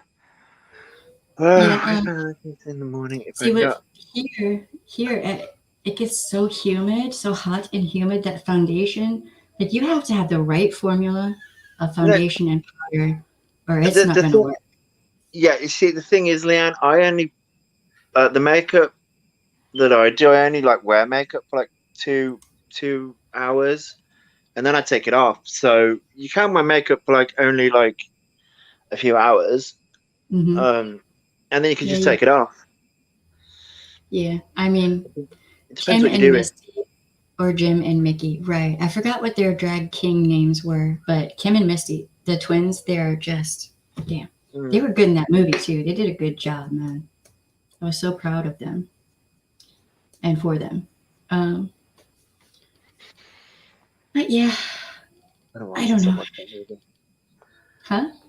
It's been a while since I watched that movie series because the Hunger Games came out, and then the Divergent movie came out, and I got into that series because Mm-hmm. everyone was comparing the two of them, and I was like, yeah.